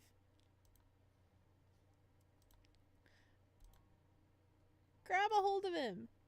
A compulsion Micah didn't understand gripped him as he watched the dark smoke obscure the figure before him. If he let this being leave, would he ever get the chance to speak to him again? Ever get the chance to hear his answers? The redhead lunged forward at the rapidly fading entity, a clammy hand finding purchase around his slender wrist. He was cold to the touch and almost translucent. He didn't feel real. With a serpent speed, the being whipped around, and once again an iron grip fastened around Micah's throat. In moments like this, one should fear for one's life, and yet, whatever this being was, he had the overwhelming feeling he didn't actually want to hurt him. The white-haired man regarded Micah with deep interest, seemingly almost pleased to have stopped. The grip on Micah's throat loosened once more. The hand traveled up, caressing his throat before squeezing his cheeks into a comical pout. Enough of your babbling, little prince. You tempt fates you are not prepared for. Do you seek death? A toothy grin revealed jagged teeth, much like a shark. What is this guy? Goat's horn and shark's teeth? Can you... Okay, let me... Because he's got his cheeks held together. Let's see if I can do this. Can you go in my fist, please? Oh, that was embarrassing. A twitch in the corner of the man's grin betrayed his threatening expression as amusement as he released the redhead from his grip. He said, "You're not ready for me yet."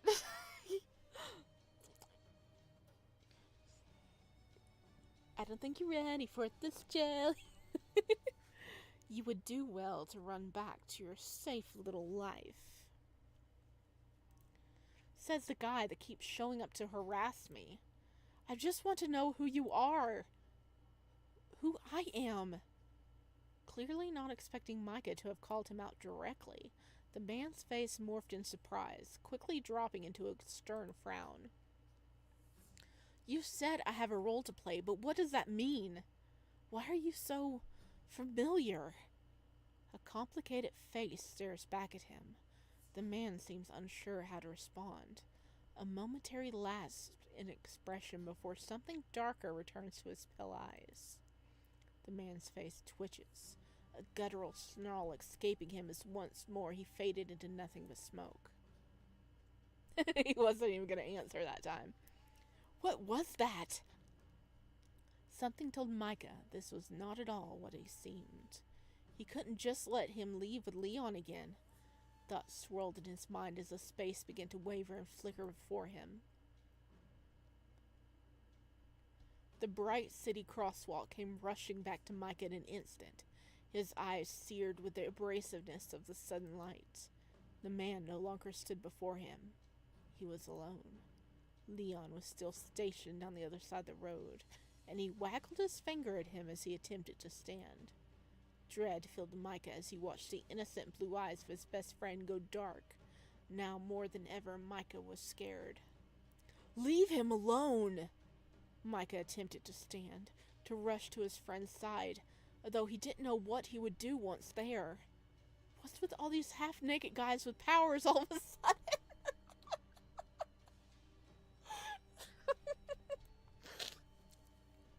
What's happening? This feels different. Was this the change before he vanished? That darkness behind his eyes? Oh, look how black they are. Oh, did you see how black his eyes turned? Ooh, you tall boy. You a tall boy. A chuckle emanated from within the body of his friend, and a horned shadow formed behind him, Leon's face stained with terror. The more you think, dear prince, the more trouble you get in. You cannot have this idiot. A long fingered hand snaked around Leon, squeezing his cheeks in mockery. He is a quality rat alert system. Micah stared at the man in horror. Such malicious energy dripped from this entity, and yet he felt it didn't actually want to hurt him. Something dark and sinister clung to the aura surrounding it, something that didn't feel quite attached. Fury overtook Micah as he stared down the entity. He moved to stand, stopping immediately as a clawed nail dug into Leon's throat, a single drop of scarlet blood trickling down the brunette's throat. Dang! He's asking the right questions. Yes, he is. He's either tall or Leon is short. I think it's a combo of both. I mean, look at the... Look, he's taller than our boy, too. The redhead gritted his teeth, remaining in place. The longer that shadow lurked before him, the more he had to strain to ignore the throbbing in his skull. And down we go.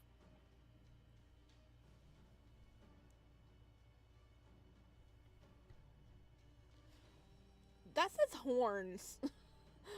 Horns? Okay. Pain gripped Micah as he clung to his head. He felt it again, tearing and pulsing through his skull, shooting tendrils of searing heat behind his eyes, molten agony rolling down his spine. And he went back in him. The man casually walked away. A lazy wave offered as he vanished into the city space. Yep, he's possessing him. Oh my god. Okay, so there's 2 love interests in one body, 2-for-1 deal. Alone in the gutter, Micah was left to nurse his miserable element. Who was this goat horn stranger? Why did his head feel like it was exploding every time he got close? Why did he feel like his whole existence was beginning to unravel? Hey! Hi. Wait, is this Killian? Hey! Hey! Of course Leon gets his dumbass haunted. Feeling himself being aggressively shaken and a small voice yelling at him, Micah looks up, the pain that crippled him easing with the absence of Leon and an uneasy whimper broke through his thoughts. What the... Now what? The realization of someone before him finally registered. Standing in front of him, tiny hands gripping his jacket. A barefooted child with dark red robes and long hair tied up in 2 high buns. He almost looks like a cat. He's cute. Who is he, though? A sense of doom and exhaustion rolled over Micah at the thought of yet another odd individual with no explanation. The strange boy's nose twitched as he frowned at him in worry. Are you okay? Do you need help? Micah, honey, I think you're the one that needs to be asked that. The boy tilted his head. I guess not. He shifted nervously foot to foot, his presence finally acknowledged. What's your name, kid? Oh, it is Killian! Speaking of exhausting, this demo's so long. We're playing half the demo. Oh my gosh, are we at the end yet? This is fun, but my gosh.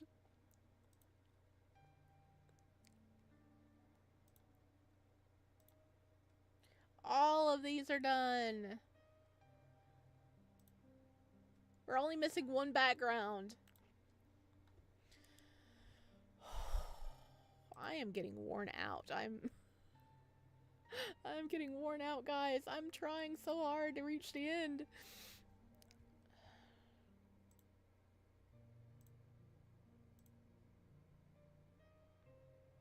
Killian is adorable. He is. Panic gripped the boy as he rushed to clamp his hands over his mouth. Why do I have a bad feeling about this?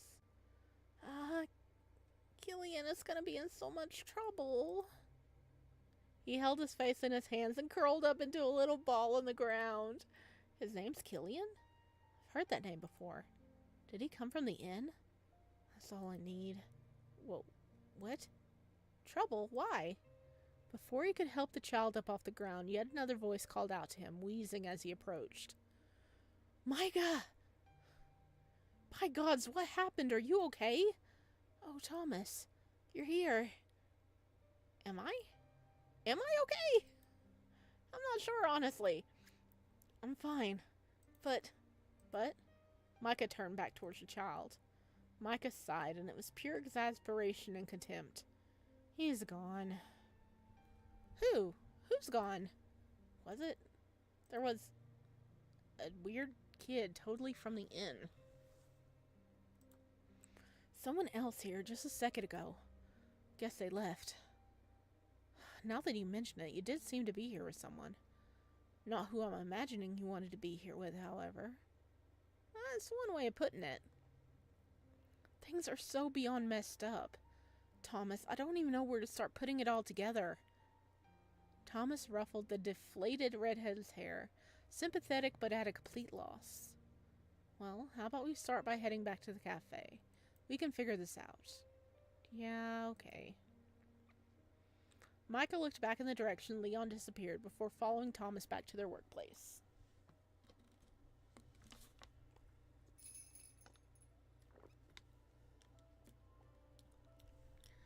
Mur, I think we're going to be closing early today.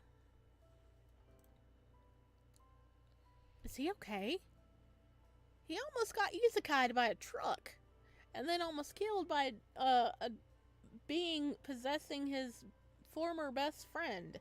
And then he got helped up by a little cat shifting child. I don't know if he's okay. Mary rushed forward as they entered the cafe. Thomas barely able to finish the sentence. Hey, Mary. Again. We're closing! Thomas glanced at Micah in amusement, who offered a weak smile in return. Nothing. I'll help close up, honey. No, there's only a few customers left. You take care of our Micah, and I'll see to them. You're the best, Mary. You know that.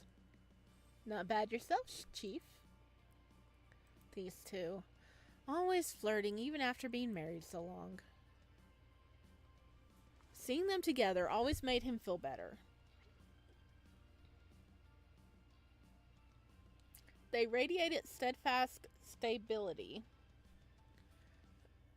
so filled with loving and complete trust. He admired them. They did everything as a team, and they enjoyed it all. A few moments later, and the cafe was empty. Mary saw the last customer out with a pleasant smile and a heartfelt apology. Micah couldn't help but wonder what she told them for them to be so understanding of the sudden closure. Yay! Yay! Our last CG. That means the end's almost here, guys. Not CG, background. Our last background. My throat is like ready to murder me, guys. She's amazing, isn't she? Yeah, she's really great. As if the older Mel had read his mind, Micah's unspoken question was unanswered. All she had to tell them was we had a family emergency and they're happily wishing her well. Hey, Mai? Earlier, when you said someone had gone missing from in front of you, I couldn't help but wonder if it was that same man. Did you find out who he was? Was it really Arthur Harris? That's right. He's related to him, isn't he? Micah shook his head. I swear I found out absolutely nothing, Thomas. It's so frustrating. That wasn't him before, though. That was a kid I've never seen before. Well, not in that form, at least. But there's no way that's a common name. I mentioned the guy who lives there, but... Who lives where? Oh, welcome back, love. All locked up. Now, why don't I make us all some hot chalkies and we can talk? Sounds amazing, Mary. You really know how to cheer me up. Well, that's my job, isn't it? To look after my favorite little Micah. I'm hardly little. Micah flushed slightly, but Mary just laughed as she left to make the drinks. The way Mary made her hot chocolate was addictive. It made every fiber of your being feel warm. relaxed, comforted. Plus, it was delicious. That always helped. Thank you, Mary. Now, where were we? Something about someone living somewhere? Yeah. I was just talking about the guy at the inn. Ah, the mysterious residents of the equally mysterious inn. Did he really not answer any of your questions? None that was useful, at least. And what about Leon? Did you end up seeing him? Leon was at home. Uh-huh. His neighbor let me into the apartment and it's totally trashed. Someone either been looking for something or Leon did it himself. Macy couldn't tell me.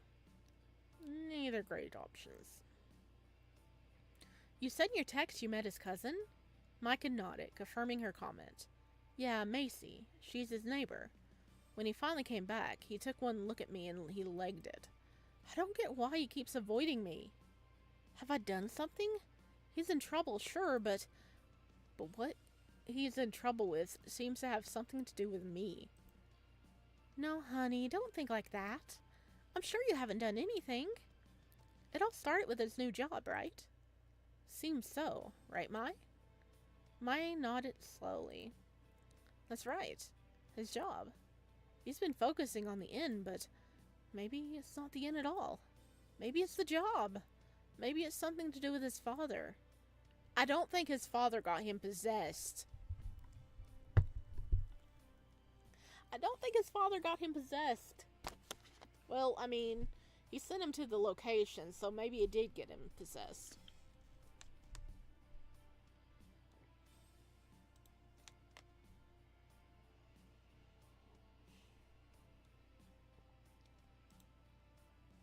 Guys?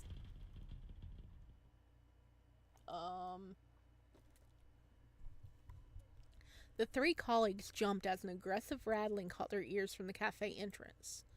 Oh, someone's at the door? It's okay, I locked it. They'll have to come back another day. Sounds like they really want in. I'll go check. You two wait here. Oh, that was him. I'll go check. You two wait here. Maybe a sacrifice? Maybe? The chef slowly raised from the seat and ventured into the cafe dining room, leaving behind a thick tension as the remaining two waited for him to return.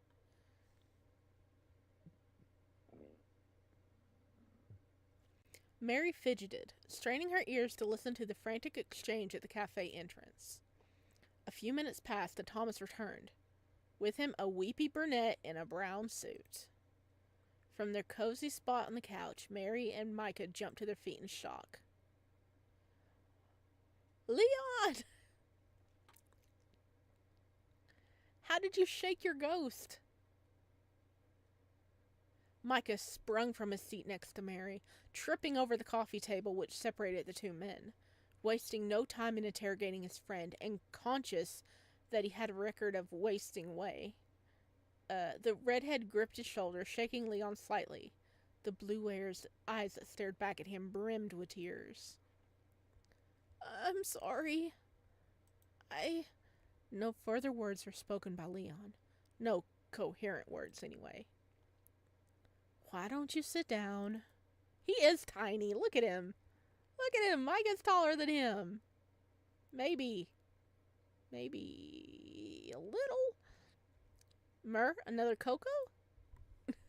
Mary nodded solemnly and made herself busy making the group more mugs of her famous hot chocolate as Thomas led the two young men back to the couch. 1,000 questions fought for attention in Micah's mind. So much had happened and none of it made sense. Leon, are you okay? Only one question truly mattered in that moment, however redundant it was. Leon's lip quivered as Micah's concern reached him. How can you ask me that? You almost just died, Micah. Oh, and now they're like, you what? Ah, I left that out, didn't I? Micah's body drooped with guilt. He hadn't mentioned the encounter with the van to them. Oh, I'm sorry, I didn't mean to. Leon winced. It's fine, I just hadn't gotten to that part yet. kind of true, I suppose. Care to explain, Micah Riley? The chef crossed her arms, eyes narrowed. Shit. You know how I said that a certain someone legged it when they saw me? Well, I followed him and some asshole in a van ran the light and almost hit me. Yep. Micah! I'm fine. Look, not dead. Completely, fully, totally alive. Nothing to worry about. This is the kind of thing you tell us. Micah offered his employers a apologetic smile, receiving disapproving frowns in return.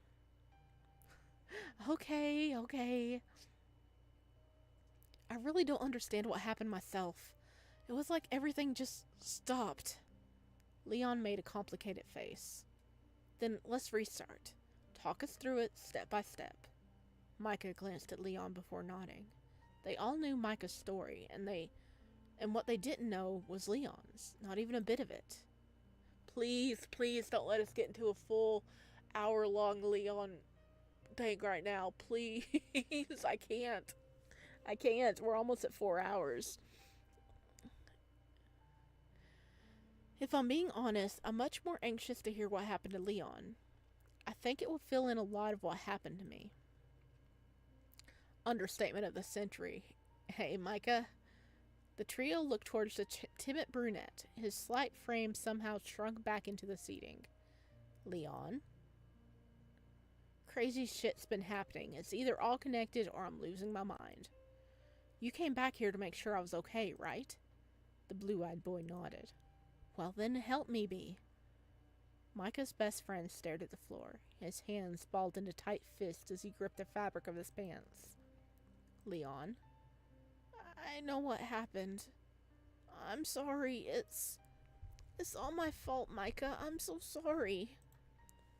An anguished sob ripped out of Leon's throat as he buried his head in his hands.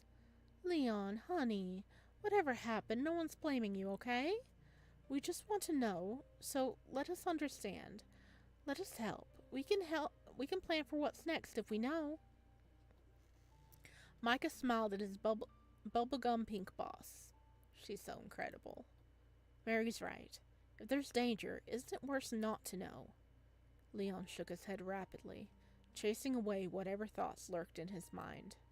He nodded slowly. Yeah, I guess. Making up his mind, Leon took a dramatic breath.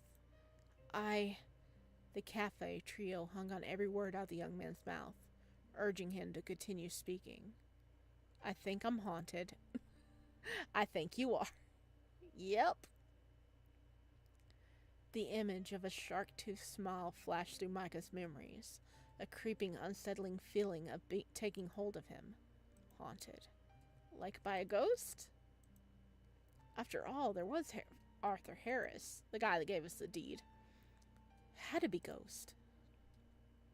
Leon shook his head. I don't think it's a ghost. More, I don't know how to explain it. It's angry all the time. It never stops. That all-consuming anger. Micah listened to his friend in silence. It's a demon, isn't it? Watching as tears built in his gentle blue eyes. You think?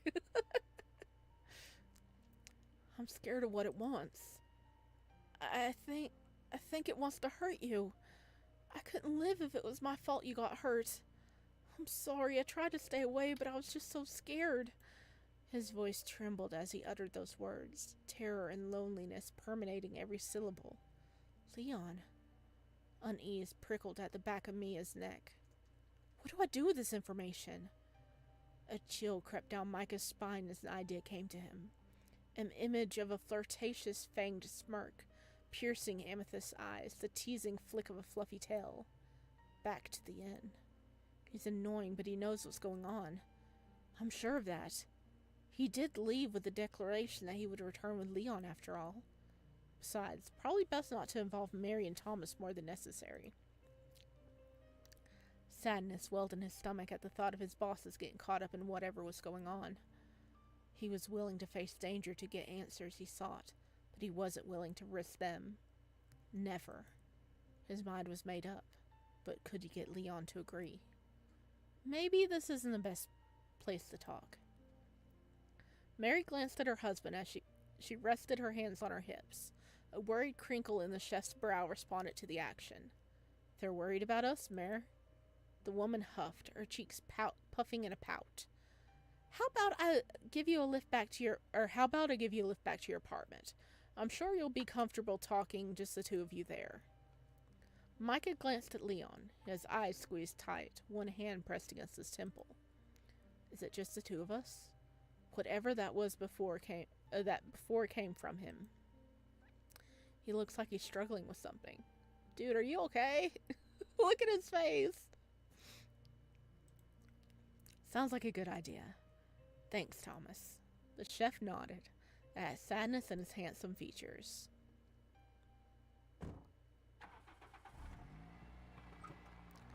The three men piled into the old vehicle, an unsettled silence between them.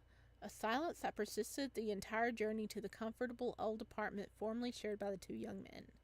A tense atmosphere of concern and fear. No words were spoken between the friends as the navy-haired chef pulled into the complex driveway, but plenty from the chauffeur. Words of caution and assurance. A tight hug and a promise. Promise that no matter what, Micah could always come to the couple who employed them.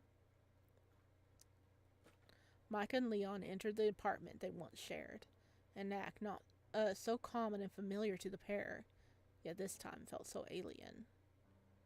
Leon still appeared to be battling an unseen war, his eyes squeezed tight as he shook his head vigorously. I wonder what's going on in there. Still, he doesn't even need to look where he's going. That's kind of funny.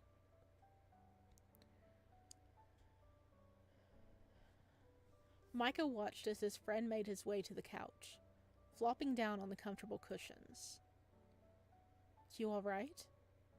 He doesn't look it. What a stupid question. Micah approached cautiously, his eyes gliding over the crumpled figure of the other male.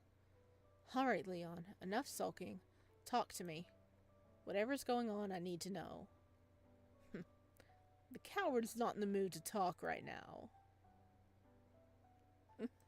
He's back.